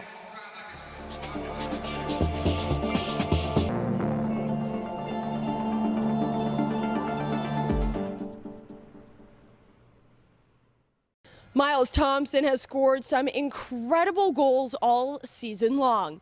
We had the chance to catch up with him to find out the secret behind his one-handed, behind-the-back, insane goals. Miles Thompson has had highlight reel goal Advantage. Here's Miles Thompson, flips it back and scores! after goal Thompson backhander scores! after goal this season. The Versus Kings' incredible shots were getting lots of attention, including some love from SportsCenter. So how does the Georgia Swarm forward manage the behind-the-back goals? I mean, I think that just comes, I want to say natural to me, because that's just, growing up playing box lacrosse, you get the ball out of your stick, as quick as possible. That one-handed behind-the-back goal was, I knew the time was going out, and I only had one hand on a stick, so I knew I had to get the ball out of my stick. I always tell the kids, it's about knowing where you are on the field. And, that net is never going to move. It's going to stay in the same spot the whole game. So, just knowing where you are, and, that's what helped me get that ball in the net. Of course, these flashy goals haven't been the highlight of his season. It has been the team's accomplishments overall, like setting a league record for most goals in one season or finishing first in the NLL.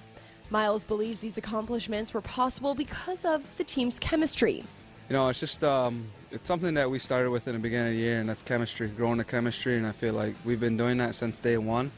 And, getting to know your teammates better each and every weekend is, that goes a long way, and I feel like that's showing on the floor right now with us being, one of the most powerful offenses, in the NLL right now. And of course, there's still the ultimate goal up for grabs. Main goal is? Win a championship. You can catch all the playoff action live at NLLTV.com. For NLL Productions, I'm Mia Gordon.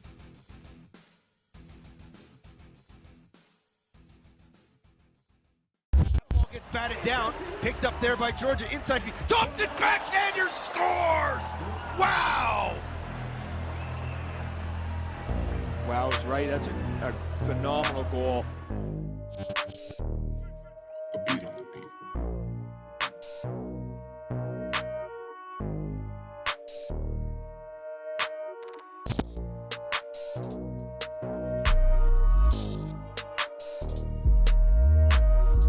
This past NLL season was incredible. It was exciting. It was jam-packed with amazing goals. Here's Miles Thompson, flips it back and scores! Incredible saves. Carlson with absolute robbery on. And huge games. And he ends it. Vancouver is going home for the playoffs. And if you don't have your subscription to NLLTV.com, you're going to miss out on all of that action during the 2018 season. And can you imagine if your group of friends is sitting there talking about the greatest plays from the night before, and you're the only one to not have your subscription? You're going to be missing out. Don't be that person. Make sure to head on over to the NLL website to get your subscription today to make sure, well, you're part of that conversation, and also to make sure that you don't miss a minute of 2018. I've got mine. She's got hers. Get yours today.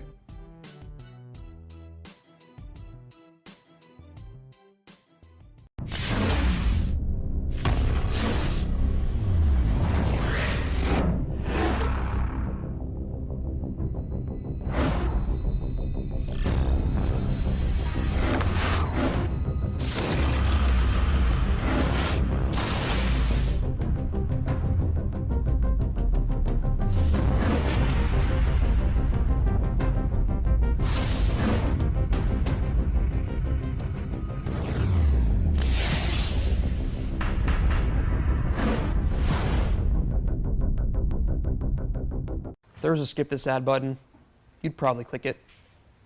If Strength King took an already great head and made it even better, you'd probably buy it. I need a coffee.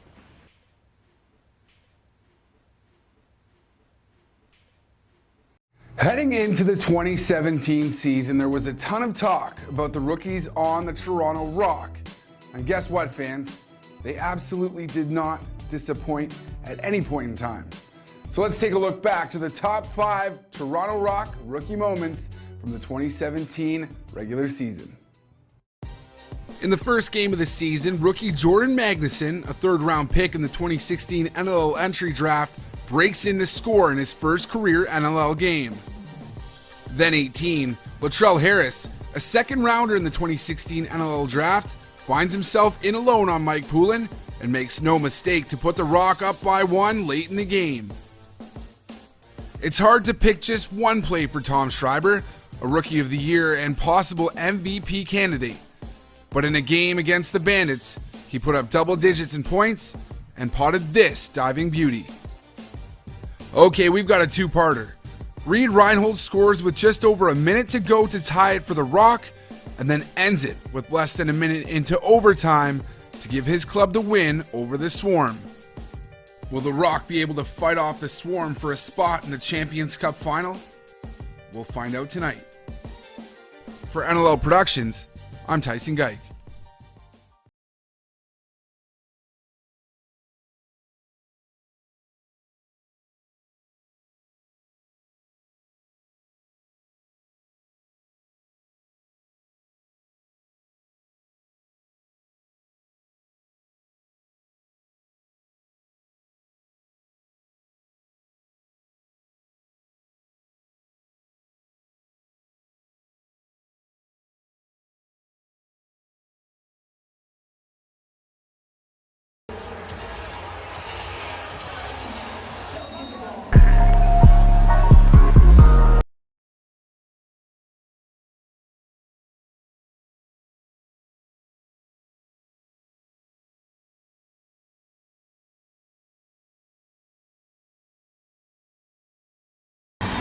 Gotta stop there, Earl.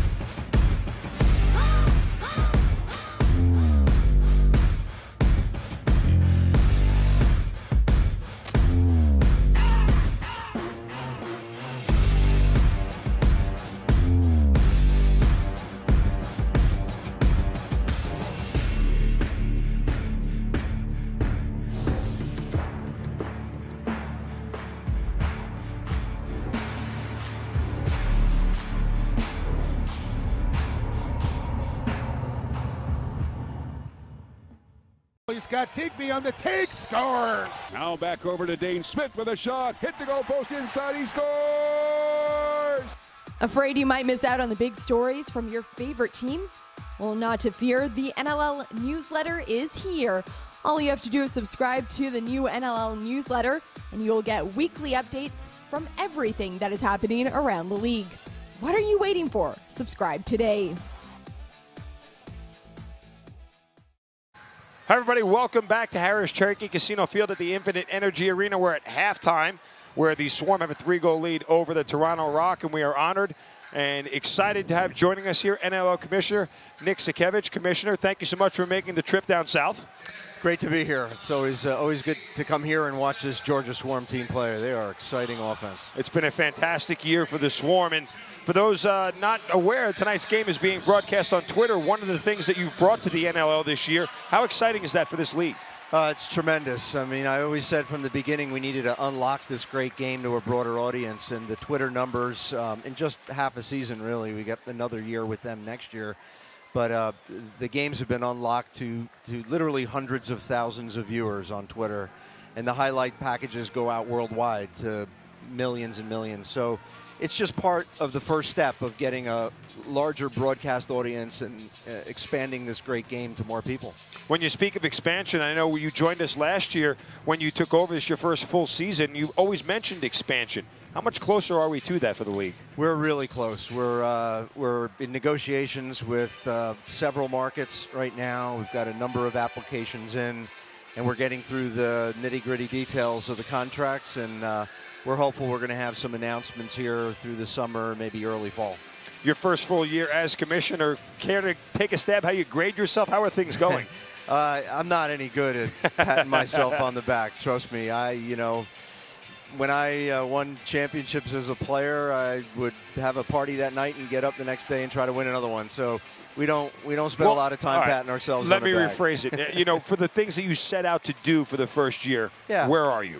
We're pleased. We're pleased with the progress. NLL TV, NLL Productions, Twitter, a number of new commercial partners on the national level, great expansion conversations with over 35 different cities.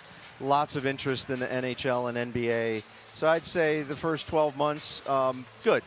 Progress and steady progress, and we just got to keep it up. One of the things that the teams that I know Georgia has, and I assume other teams have as well, but one of the things that they've been so successful at is becoming part of the community. Mm-hmm. They go out there, they meet with high school kids, they meet with, whatever kids are out there who are interested in lacrosse, and really reach out, and I think that helps grow this game. Yeah, all our teams do a great job with grassroots, and that is part and parcel why we've had a nice 10% uptick in attendance this year, and our teams are just doing a tremendous job focusing more on the fan, focusing on ticket sales, and really getting more people into the arena. Is there a desire, to continue to grow this game as far as, television and things of that nature? I mean, I know Twitter is one step, but is broadcast television something that's in the future? It's huge. It's changed so much in recent years with the advent of digital and internet and broadcast and over-the-top streaming, that we can reach anybody, anywhere, on a mobile device, on a computer, on a television, a smart TV. And I think broadcast is a linchpin to our success of growing the game of box, especially in the United States. It's big in Canada. It's getting bigger here in the United States. And growing our league. Overall, it's a key strategy.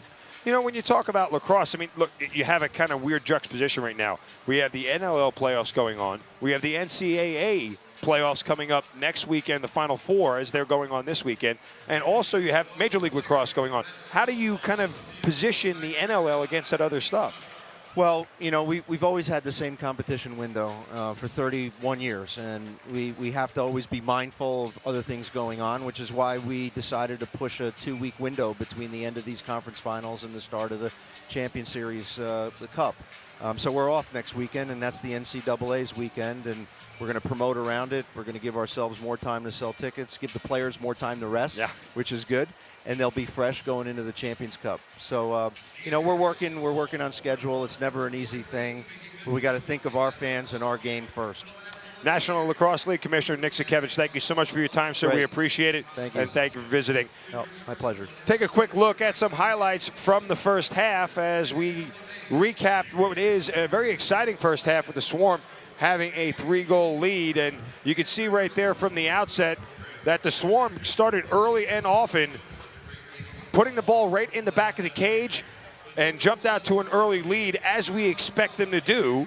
And with that, the Swarm had a challenge of holding on to that lead, but Toronto fought right back.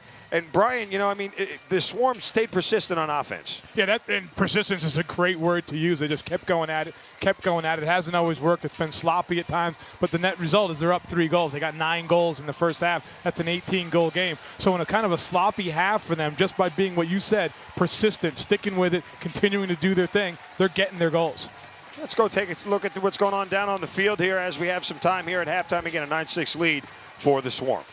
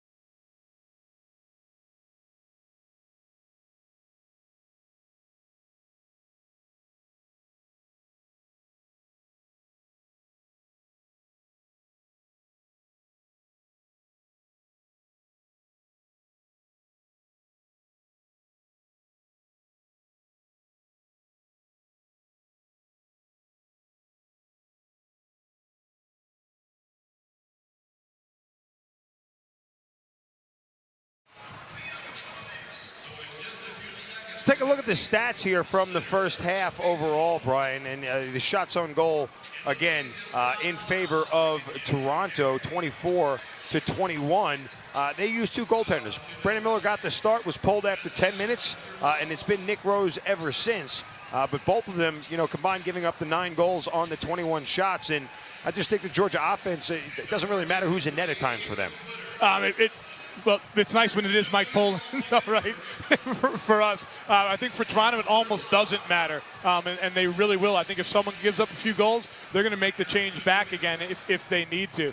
The stat that jumps out to me is the job Jordan McIntosh is doing on the faceoffs. I think that was something we were a little bit concerned about, and we talked about it's not a huge deal for Georgia if they're not winning the majority of the faceoffs. He's out there winning the majority tonight, and that's allowed them, even though they've been a little bit sloppy, getting those extra possessions. They've managed to have a 9-goal half despite some sloppy play at times. And for the Swarm, as you mentioned, Mike Poulin stopping 18 of 24 shots as we are away here in the second half. And Randy Stotts with 6 points, 2 goals and 4 assists to lead all scorers here through the first 30 minutes. Yeah, Randy Stotts was just a really kind of composed first half. Did a lot of smart things, moving the ball to the right spots and finishing when he had the opportunity. And Toronto right there gets one back early on as Ryan Holt beats Poulin. Yeah, slashing through the middle of the field there, kind of untouched. Beat the man early off the cut, but caught the ball with basically no one between him and the net. Gets back inside of his defender and is basically in a one-on-one situation there with Poulin, which is clearly a difficult one to stop. Reed Reinhold, 3rd goal of the night.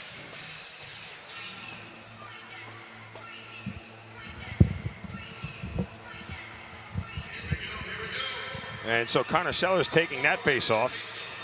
It's his 3rd face-off of the night that he's taken. Won his first one right there. And a clean win right at the X with no chance for anyone else to get involved. That's the best way to win the draws. There's Shane Jackson. And now Lyle Thompson working around some defenders. Has to pull back, 7 on the shot clock. Jackson lets one fly and a save from Rose. Ball is loose on the turf, picked up by Toronto. And sprinting right to the offensive zone is Challen Rogers, and he puts a shot that hit off the post. Aggressive play by Rogers, just physically driving his man to the net just enough to get that right-handed shot off. And that's going to be an over and back call. He stepped over the line, the check took it away, and the ball rolled back to the other side. Yeah, that was Storos, the rookie. Looked like he got a little loose with the stick there, Brian. Yes, he did. Allowed the guy to go over his head and take it away from him. I think that was LeBlanc on the check. Low shot wide. Behrens get the rebound. And a shot, a big save from Poulin. What a great catch by LeBlanc there, though. Cutting through and able to hold on to that ball. The fact that he even got a shot off there was incredible.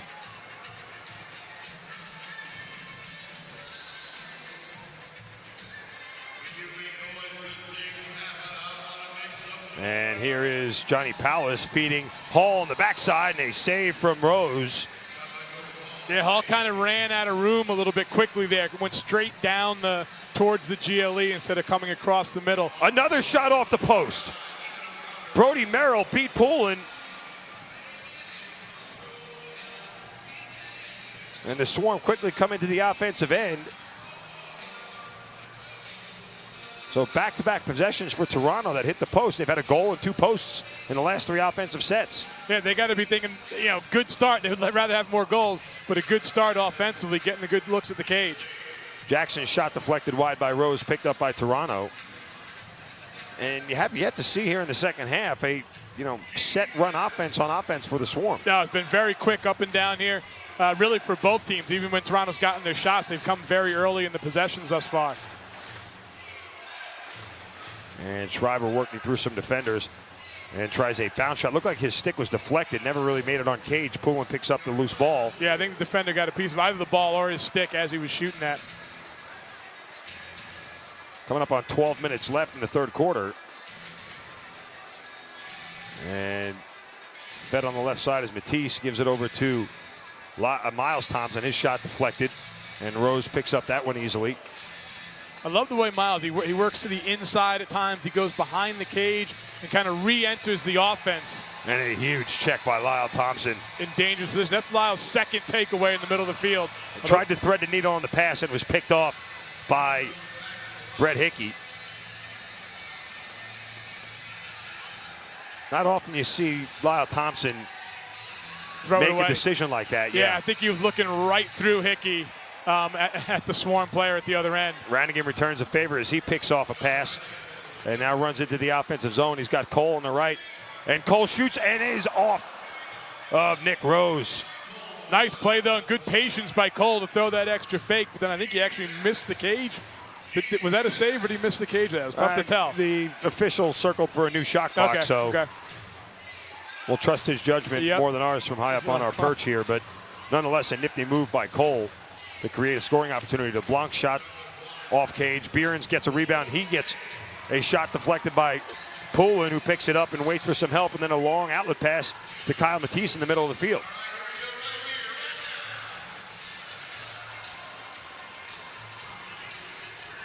Powers feeds Jackson in the corner, 15 on the shot clock for the Swarm. Back to Matisse, looking for help to Stotts on the far side. Stotts matched up against Chapman, clearing around some defenders. 4 left to shoot. Stotts is going to do this on his own, and the shot was wide. And there's going to be a shot clock violation on the Swarm. And that's kind of a rare moment for Georgia, for one player to have the ball in their stick that long. Stotts really just couldn't find anywhere good to go with it and ended up taking a shot at the end of the shot clock. McCardle tries to walk over the offensive zone line and does. Checked up on by Sellers. Hickey over to Schreiber in the corner. Schreiber gives it back to Hickey, and a big save by Poole right in his chest. Yeah, Toronto's a hard-working team off ball. I mean, those guys are hammering away on the backside, looking for both cuts but also pick and roll off ball and working really hard at it. Brian Cole with a shot that is wide. And that ball bounces into the stands. And so with 9:42 left here, we are going to get a timeout. It is back to a 2-goal game. 9-7 lead for the Swarm. You are watching Georgia Swarm Lacrosse on NLLTV.com.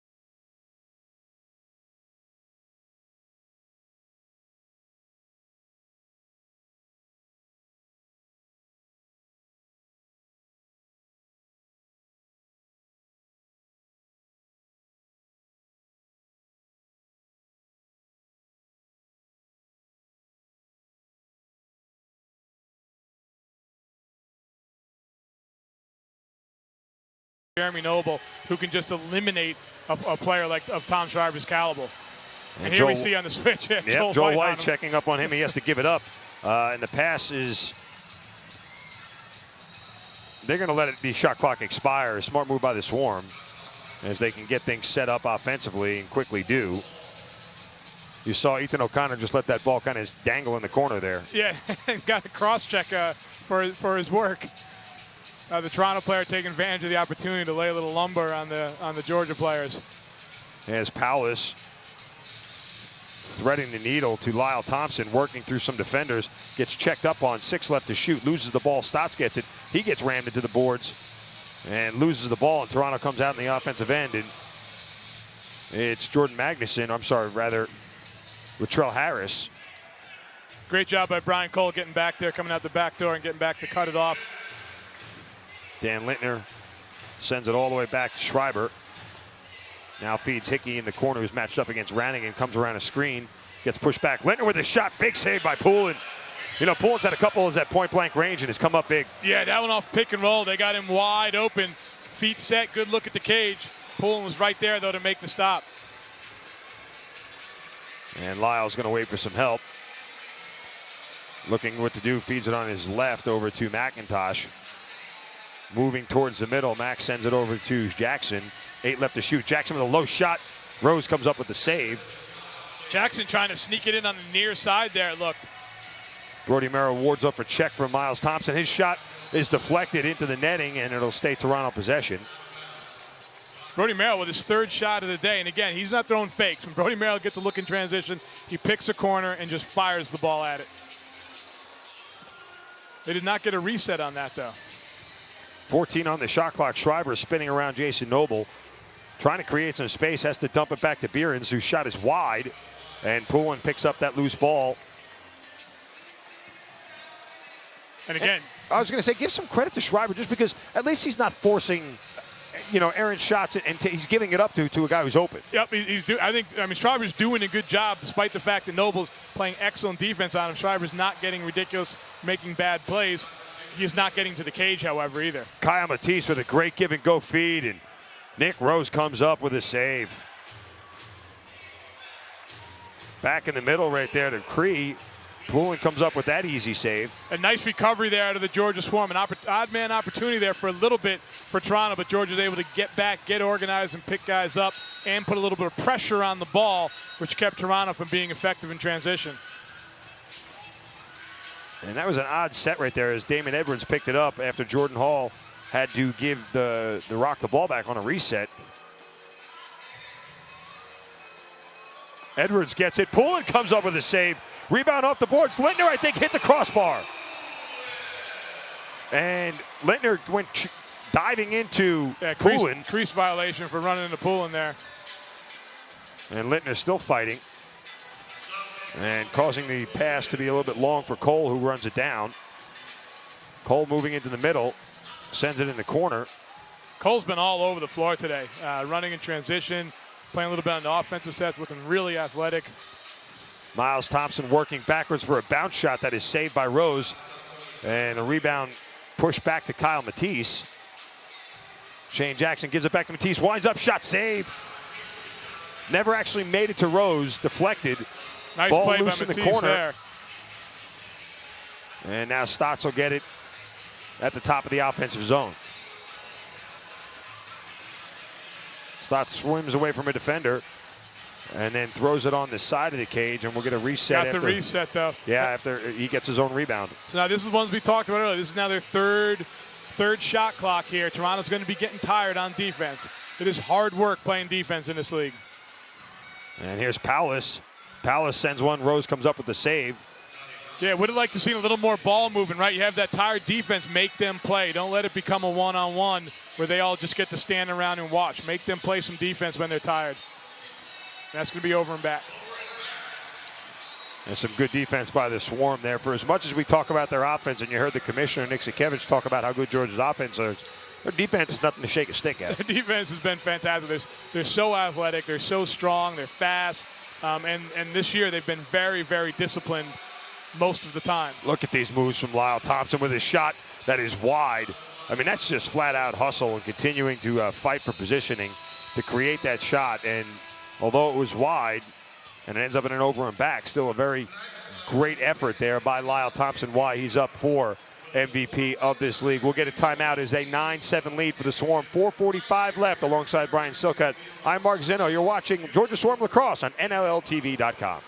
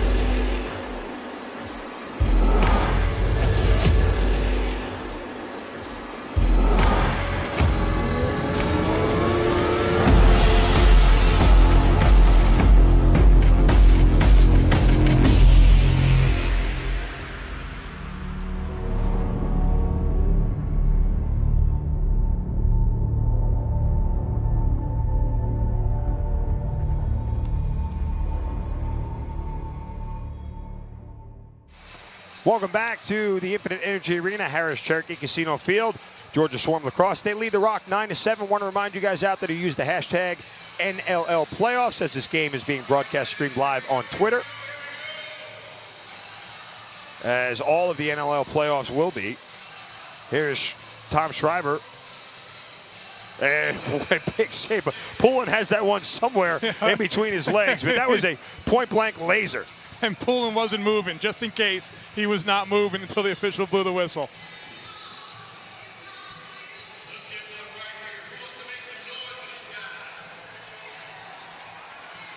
So the Swarm will come out on offense here. 20 left to shoot. There's Hall in the corner. And, you know, just to bring it up, there's only been one penalty in this game. Actually, I hadn't even thought about that. And it's you know, a couple of fairly physical teams as well. Neither of them, you know, get tons of penalties, but they do play physical defense. And there's another good check by the Swarm as Joe White picks up that loose ball, and he and McIntosh are going to move to the offensive zone. Matisse trailing on the left side. White pulls back, and we'll set up the offense from there. You'd like to see, I mean, as many on both ends, as many teams you've had turnovers in transition, you'd like to see some more attempts. Yeah, it's you know, I think there's a lot of factors that go into it. Who has the ball, what side of the floor they're on, what the score is. I love transition goals. I love seeing teams press in transition. I do like the way.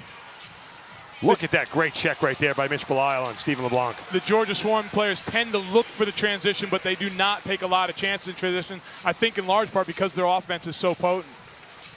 Stephen LeBlanc just came blazing out of the bench and got a nice feed pass, but Belisle rode him all the way out of the middle of the field. And that was kind of taking advantage of the slow break in the transition, right? Being patient, waiting for the guy off the bench. Jordan Hall hit the back of the post. I think that hit the post and went off Rose again. I think so. I mean, that was a just seed out of the stick of Jordan Hall that beat Rose over the shoulder and hit the post.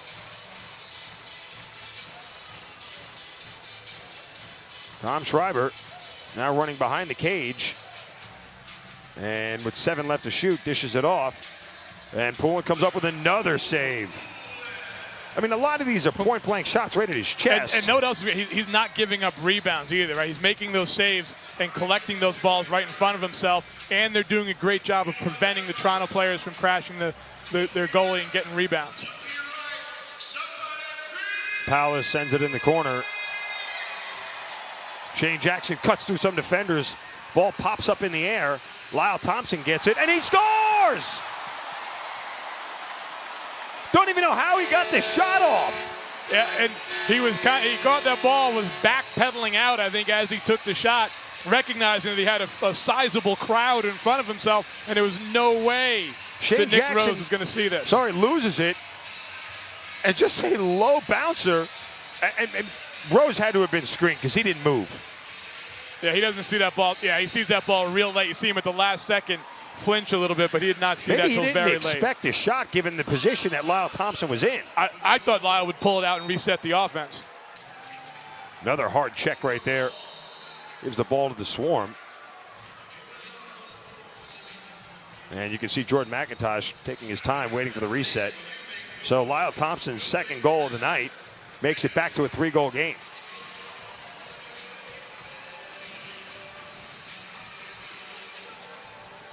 On the far side to Stotts. That shot deflected into the netting by Rose. It'll stay Swarm ball in a fresh 30 seconds. Here's Lyle Thompson again.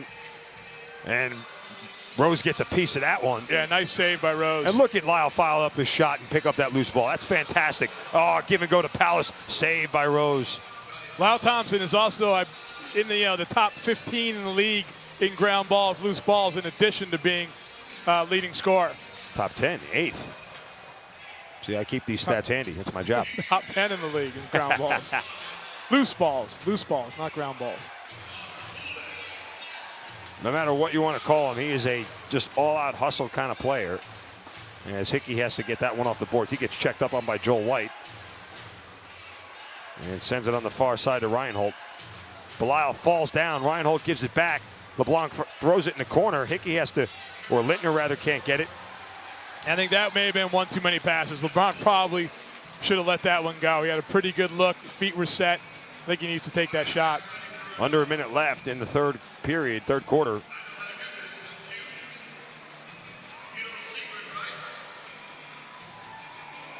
And here comes Stotts matched up against the defender in Damon Edwards. Stotts going. Six left to shoot. Sorry, here's Miles Thompson moving towards the cage. Checked up against the boards. And a shot clock violation with just under 20 seconds left on the Swarm. Stotts attempting that behind the back pass cross crease. And I think it just kind of got lost in the crowd because it looked like it was on target. So the Rock pull the goalie as Rose heads to the bench.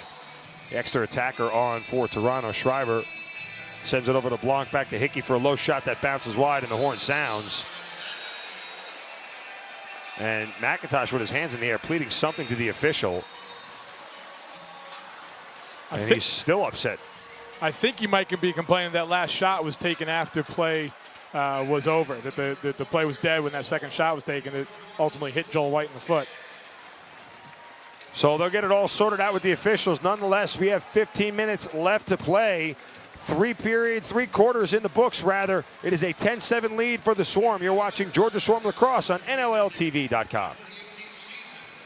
This past NLL season was incredible. It was exciting. It was jam-packed with amazing goals.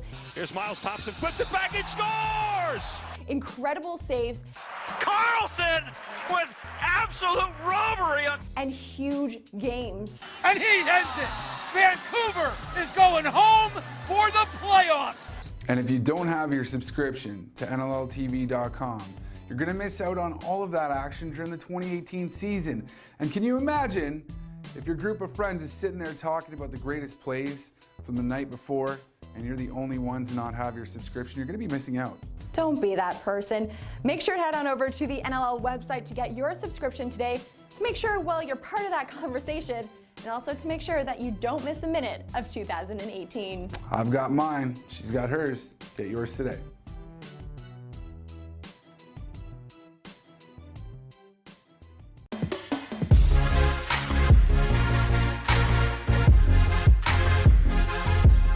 That's impossible.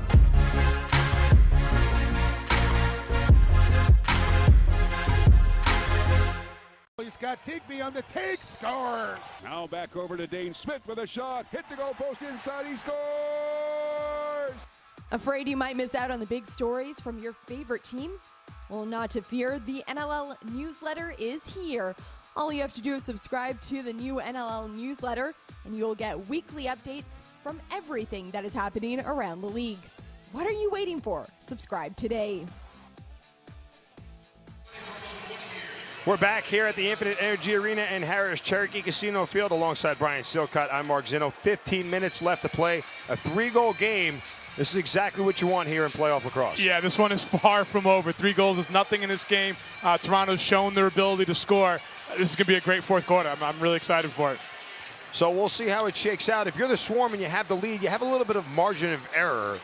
Are you going to be as aggressive as you were for the first 3 quarters? Yeah, we've talked about this throughout the year, right? My belief is they have to keep playing. If they start trying to kill clock right now, that plays in Toronto's hand. They have to keep going, just keep doing what they do. Gets down to the last couple minutes, maybe a little bit more patient, eat up those 30 seconds. But right now, they need to just play as if the score is 0-0. Well, Jordan McIntosh's cries to the official went unheard at the end of the third quarter, and it'll be even strength for both teams here as we start the final 15 minutes of play. And I would say the same thing to Toronto, right? They don't need to really change anything in a big way. They don't need to press. They just need to keep playing, and they just need to score 3 more goals in this quarter than Georgia does. McIntosh and Cree will be in the face-off circle to start this fourth quarter. Rannigan tries to pick up that loose ball and doesn't as he gets checked to the turf. And Toronto will start with the possession. And when you are losing, particularly down by a few goals in the fourth quarter, that's where faceoffs start to take more importance because possessions do become more important.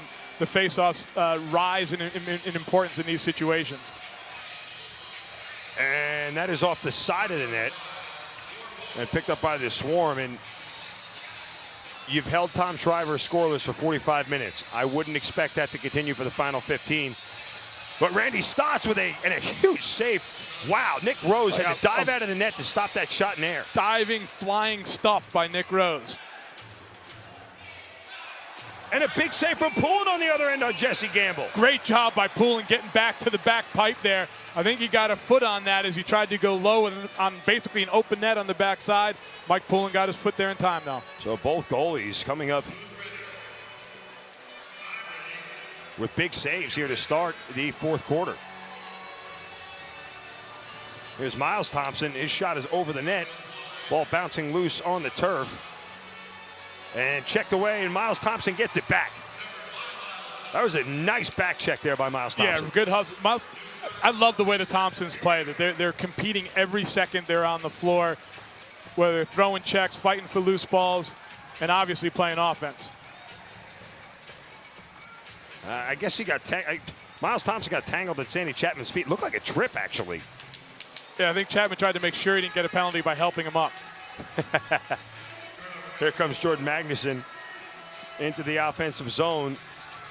Tries to send it across to Shriver. And the ball is loose, and then McIntosh flips it over to Belisle.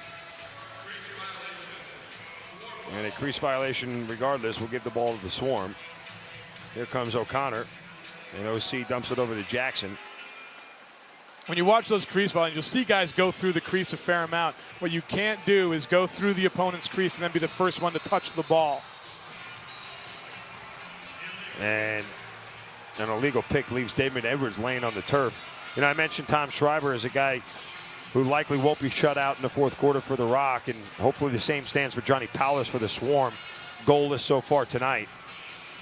You have to figure both of those guys for each team, and that looked like it was off the post from Kieran McArdle. Yeah, one of the beauties that the Swarm have is while Johnny Powless is very capable and can explode at any moment, they don't need him to score goals. They need somebody to get the goals, but they don't really need anybody to score goals. Lyle Thompson comes around a screen, shot is wide, and the long rebound goes out to Magnuson. And he has got Gamble on his right side. He spins back and feeds in the middle to Lintner, who gets checked up on twice. Knocks the ball loose, and the Swarm pick it up. Solid defense by Georgia. Yeah, that defense just collapsed very, very quickly. It's one of the things Georgia's been good at throughout the year is in transition, when things look bad, they collapse back, protect the center, and don't let the ball get to the inside of the floor. The two regular season meetings between these two teams, both one-goal games, as Miles Thompson hits the post and it goes up into the netting. The Swarm will should get a reset in the shot clock here. Yeah, it's still showing 8 seconds. No, they reset it. There we go. I was going to say, definitely hit the post. Here's Miles Thompson being pushed away. Works through a screen. And now dumps it off to Hall. Hall works around some defenders, looking for help in the middle. And has to send it all the way back. Miles with a low shot that is wide. Long rebound goes out to Jackson. He tries to feed it in the middle. The pass is picked off. Wow, they almost got that, though. Everybody had kind of given up on the shot clock except Miles Thompson, who slipped out the backside. Lucky for Toronto, they were able to intercept the pass. 11 minutes left here in the fourth quarter. And here's Stephen LeBlanc. He's checked up on by Sellers. And again, no room for LeBlanc. And a save by Poulin off the Behrens shot. And I think LeBlanc's going to have a tough time beating these Georgia defenders one-on-one.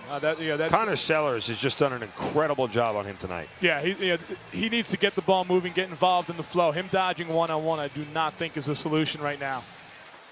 And his shot right there goes wide. Behrens picks up the loose ball and gives it over to Schreiber. 15 left to shoot for Toronto. Schreiber moving to the middle of the field, now dumps it off. And a goal right there by Reed Reinhold. Reinhold with his fourth goal of the night. And I tell you, that was just a solid pass, and Reinhold had a nice shooting lane that he took advantage of. Yeah, the lane opened up, it seems, right as the ball got to him.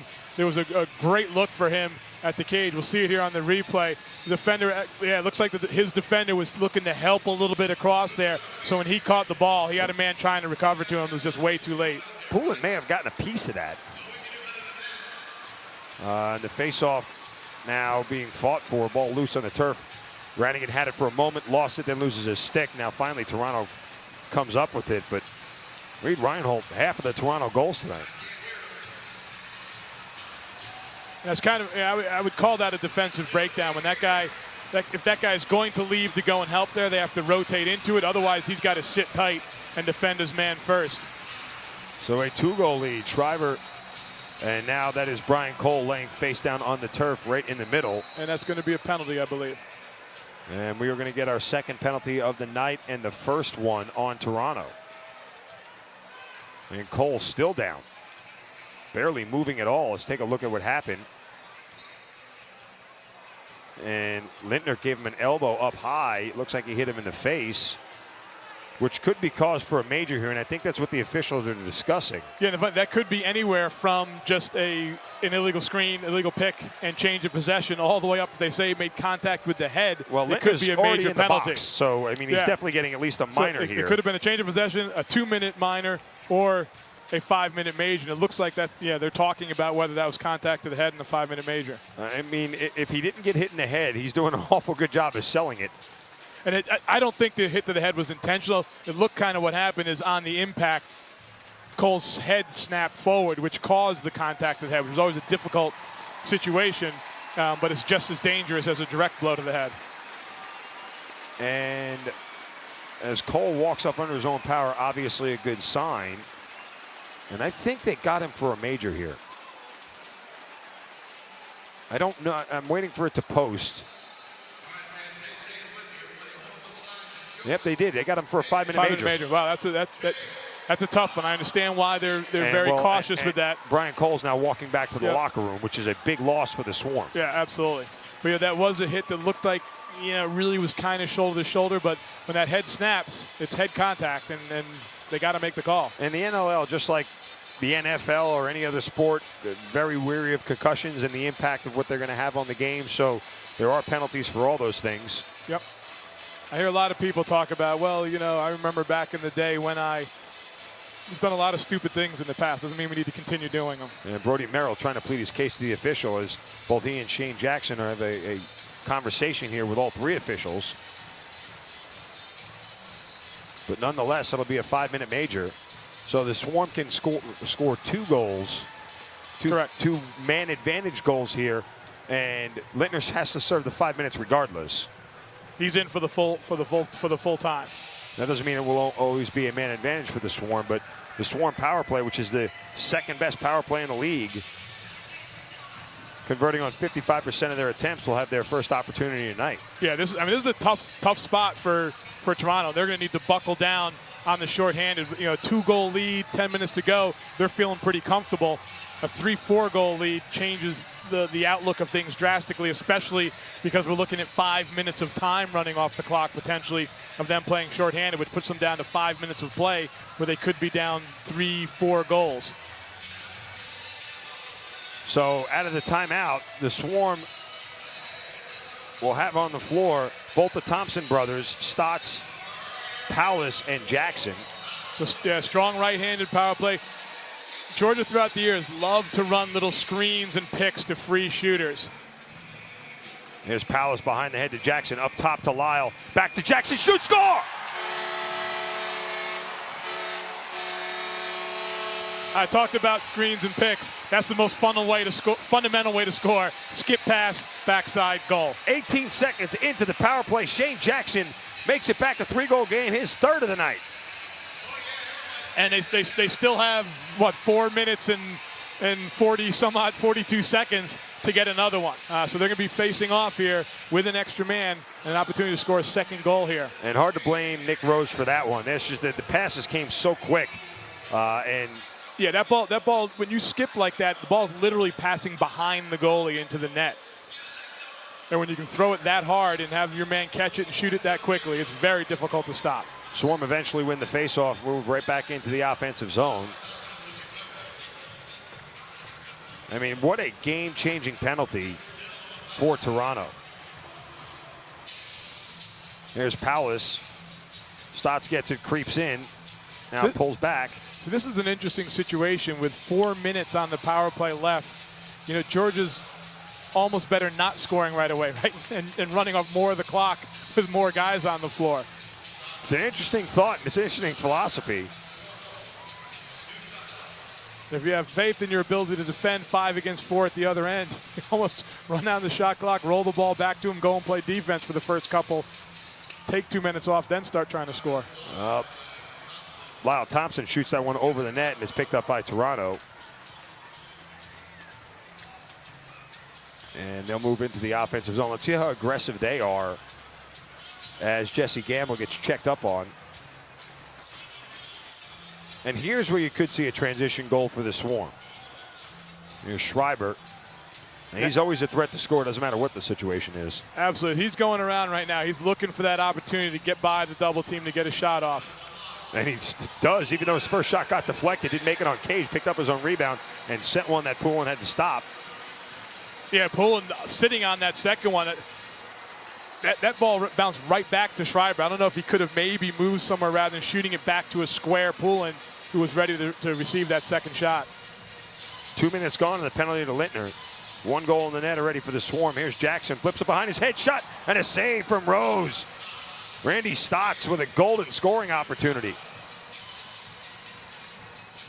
Stotts sends it across the Palace, pump fakes, flips it behind his head. Shane Jackson pump fakes, and he has to move out. Lyle Thompson over to Stotts, shot saved from Rose. And a rebound right there by the Rock, and a long outlet pass picked off by Lyle Thompson. And an errant pass goes off the boards that Stotts has to get, and now retreat to Miles Thompson. I don't think that was an errant pass. Well, it was a high pass. I think he intentionally threw it off the glass to him.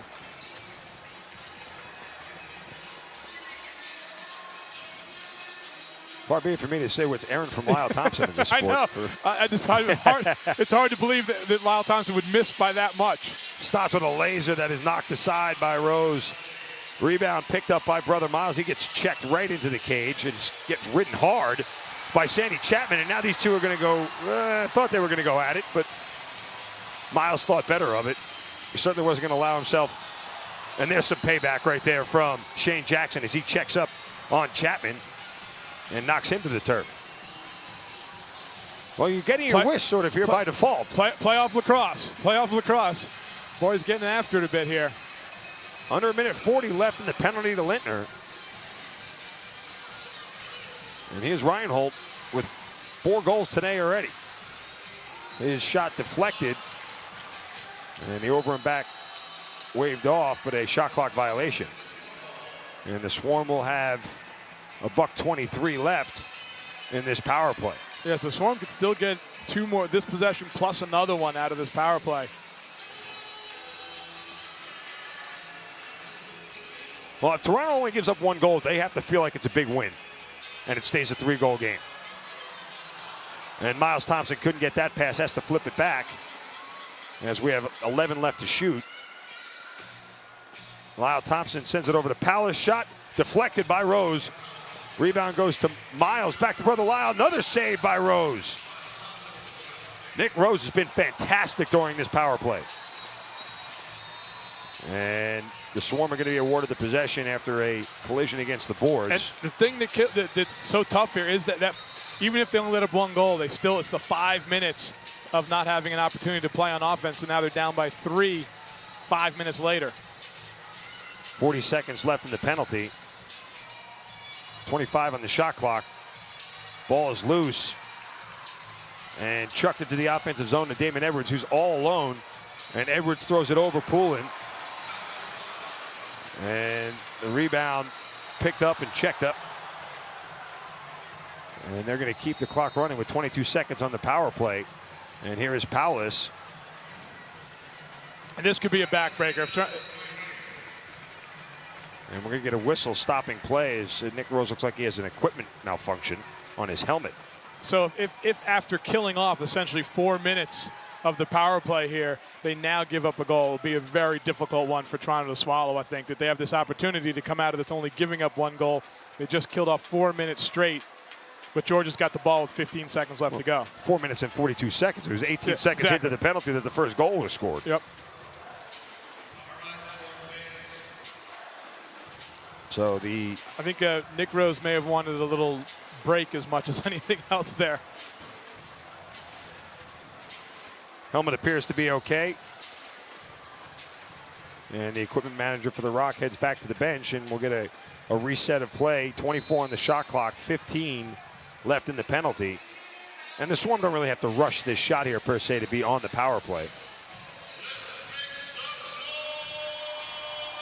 And here's Lyle Thompson over to Stotts. Lintner waiting to come out of the box, and he is free. Low shot, score! Johnny Powless! Best shooter in the game, in my opinion. He can put the ball in spots. He's so creative. Uses that kind of long-range bounce that we've seen him do so many times. Well, you described it perfectly. What a backbreaker, because Lintner literally walked out of the box as soon as that happened. So that was not a power play goal. I mean, whether it was or it wasn't, we said Powless was the guy for the Swarm who probably was going to have a goal in this fourth quarter. Yep, beats him to the far side there, just puts it out of reach. He tried to reach out with that stick hand, couldn't get to it. And now the Swarm up by 4. That is their largest lead of the night. And under 5 minutes to play. And Rannigan corrals that loose ball and runs around in a circle here and sends it over to McIntosh.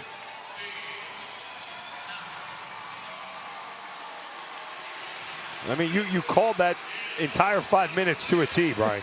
They scored a quick goal and said, maybe it's not our best interest to score right away, and then they get the back-breaking goal right as the penalty expires. And a violation on the Swarm is going to give the Rock the ball, but we are going to get a timeout. So with 4 minutes and 17 seconds left in Game 2 of this playoff series between the two, if the Swarm can hang on, they'll move on. You're watching Georgia Swarm Lacrosse on NLLTV.com.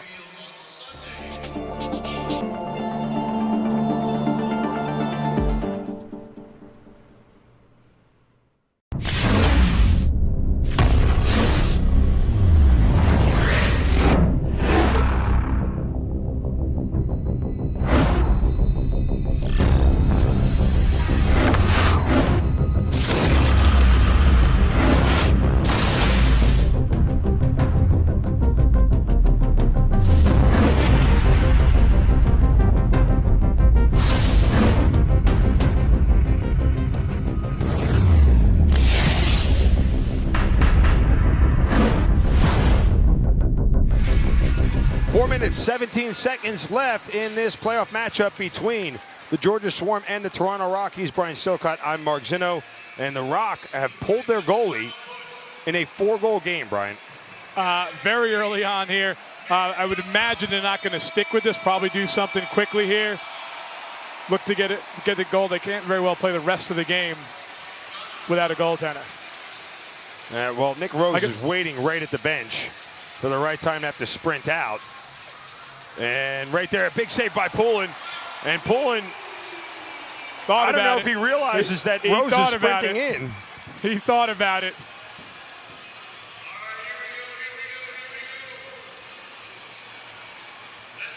And in reality, it's a smart play for him not to do it, in the sense that the Swarm have enough guys who can score. They don't need their goaltender to do it. Absolutely, and not to mention the time factor as well. Oh, and Lyle Thompson cutting right out of the bench. Had a golden scoring opportunity. Now both Thompson brothers check up right there on Jeff Gilbert. And you can see the Swarm have 3 guys in the defensive zone waiting. They're back playing defense now. They'll probably be a little more cautious on offense now. They're in a very good situation. Approaching 3 minutes left. The Swarm won the first game of this series 10-8, or 11-8 rather. With all the Native Americans from up north, from both Onondaga and the Six Nation Reg and the reservation and the Toronto team, I think we probably have a lot of fans watching us both in upstate New York and north of the border. So big shout out to those northern folks checking us out down here in Atlanta. Lacrosse is alive and well in the south. And a big save from Poulin as Lintner can't corral that rebound. And here comes Connor Sellers. He pulls back and will let the offensive players get on the floor. And an empty netter shot right there by Joel White misses. I didn't even realize that Rose wasn't back in the cage yet. So maybe they are going to go the last 3 minutes without a goalie. But Joel White missing the cage there. he actually got it on cage and just bounced over. It was on line. He bounced it a little too early. And look at Mike Poulin coming up with save after save. Stonewalling the Rock, and Poulin looks like he's hurt. Poulin is down in pain. Oh, and this could be devastating for the Swarm. Looks like he's holding the groin there.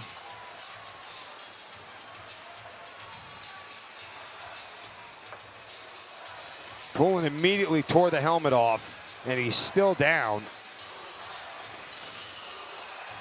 Now he's moving over. Yeah, the mere fact that he's moving around like that is a good sign.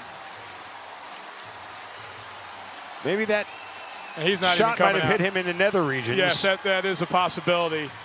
Actually, that looks like exactly what it was. Might be what happened. It was the groin area. Ooh. He's going to feel that tomorrow. He's like, no, I'm good. I think I'm okay. I'm good. I think I'm okay. Men everywhere, we appreciate you, Mike Poulin. So no goalie again for the Rock. So the Thundersticks are rocking here. This crowd's pretty excited about their Swarm. Now here's Lyle Thompson, the right guy to have the ball in this spot, getting checked up on by two guys, and tries to send it to McIntosh. Can't get it, and he'll let it roll right to Toronto. And it looks like Matt Sawyer's going to take a timeout.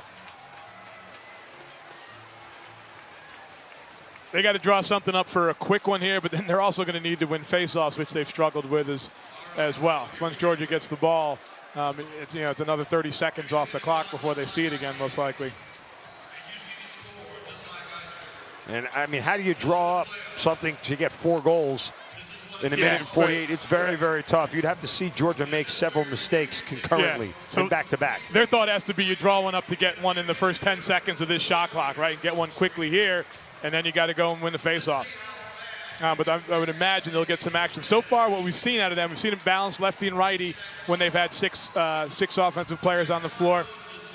And what they've tended to do is a little bit of cycling on the right-handed side. The left-handed side has stayed relatively stationary, and the right-handed side has cycled through in a rotation on the back sides. We'll see what they do this time with their 6. So the Swarm send their defense back out there. Sellers, Belial, O'Connor, White, and Brian Cole, who has returned now after the hit to the head. It's the first time he's been back since the 5-minute major to Dan Lintner. And here's Ryan Holton. The Swarm crowd gets really loud right now. It's going to be an over and back on Toronto. As we have a minute 34 left. And Brian Cole just running away from some defenders, losing the ball, and it's picked up by Toronto. And Cole jogs back to the bench. And there is one for the Rock, as Challen Rogers beats Poulin. Low and on his right side. Yeah, that was actually a good shot. Straight overhand, gets it right on the pipe there. Poulin stepping up to cut off the angle. He gets it right on the pipe. That one falls on the defense. They got to get in and disrupt that a little bit. That's a tough one for Poulin. So the Rock leave Nick Rose still on the bench. Now the Swarm may think about trying to get an empty netter if they have the opportunity. Yes, I would think so. 3-goal game, 79 seconds left. Face-off won by Jordan McIntosh. Clean win by McIntosh, raking it out there. And he gives it away to Jordan Hall, who buries it. Well, Hall had one taken away earlier in the game. There's the makeup. He got the cheapy one at the end for a makeup. Not the end. We still got a minute to go, and still no goaltender for the Toronto Rock. Folks are loving it here in Georgia, though. Playoff lacrosse. And looks like they're going to see plenty more of it still as the Swarm will advance to the finals in their second year here in Georgia. We'll be back, June 4th is it, I believe? Game 1 of the finals will be June 4th. As Commissioner Nick Zakevich told us, they will take off next weekend as the NCAA Final Four goes on. And the Swarm now just going to kill some clock here. They're not looking to and these guys put the ball in the cage. Could use the weekend off, rest the legs, make sure everybody's healthy for that championship run. Championship best 2 out of 3. Played over 3 weekends. And Poulin comes out to deflect that shot wide. And Hickey sends one. What a stop by Poulin, falling backwards to punctuate this game. Reminds me of the end of the Buffalo game. Wow. Poulin diving around in there. I mean, Poulin with 3 saves in a row. And here comes Jason Noble, throws it in the corner. Rannigan can't get it. And we have 20 seconds left. And the Georgia Swarm will sweep this series over the Rock 2-0 and move on to the finals of the National Lacrosse League, folks. And the fans here at the Hive love it. The final seconds tick off. The horn sounds. Your final. The Swarm defeat the Rock 13-9, and they will surround Mike Poulin. And what a game he had, Brian. Absolutely, he really did. Did a fantastic job, especially in that fourth quarter when they had some opportunities. But really throughout the game, they were taking a lot of outside shots. Poulin was all over them fairly consistently throughout the game. Nick Rose played pretty well as well. Started out a little bit slow, but then they took him out for a bit, got him back in there. He looked solid as well. Well, John Arlotta and company put this team together this year, this offseason, made a lot of moves, and it has just been a fantastic ride for the Swarm, and it has paid off as they have a trip to the finals. Yeah, I think these were the 2 best teams in the East that we saw out here. A great battle out of them, but in the end, I believe the better team won. They were just so much more patient on offense, so much more willing to work the ball and get those great looks. It increases the rate that you score at. You score more goals, you win more games. So for the Swarm tonight, it was Shane Jackson with 3 goals, Jordan Hall, Randy Stotts, Lyle Thompson each with 2. And Reed Reinhold had 4 of the 9 goals for Toronto tonight.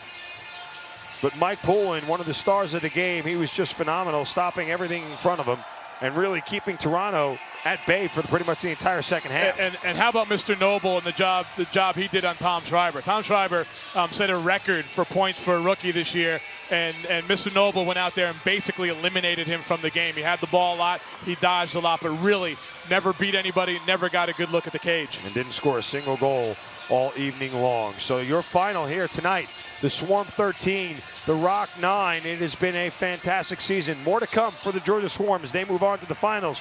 So for Brian Silcott, I'm Mark Zinno, our entire crew here at the Hive. We'll see you in the finals. You've been watching Georgia Swarm Lacrosse on NLLTV.com.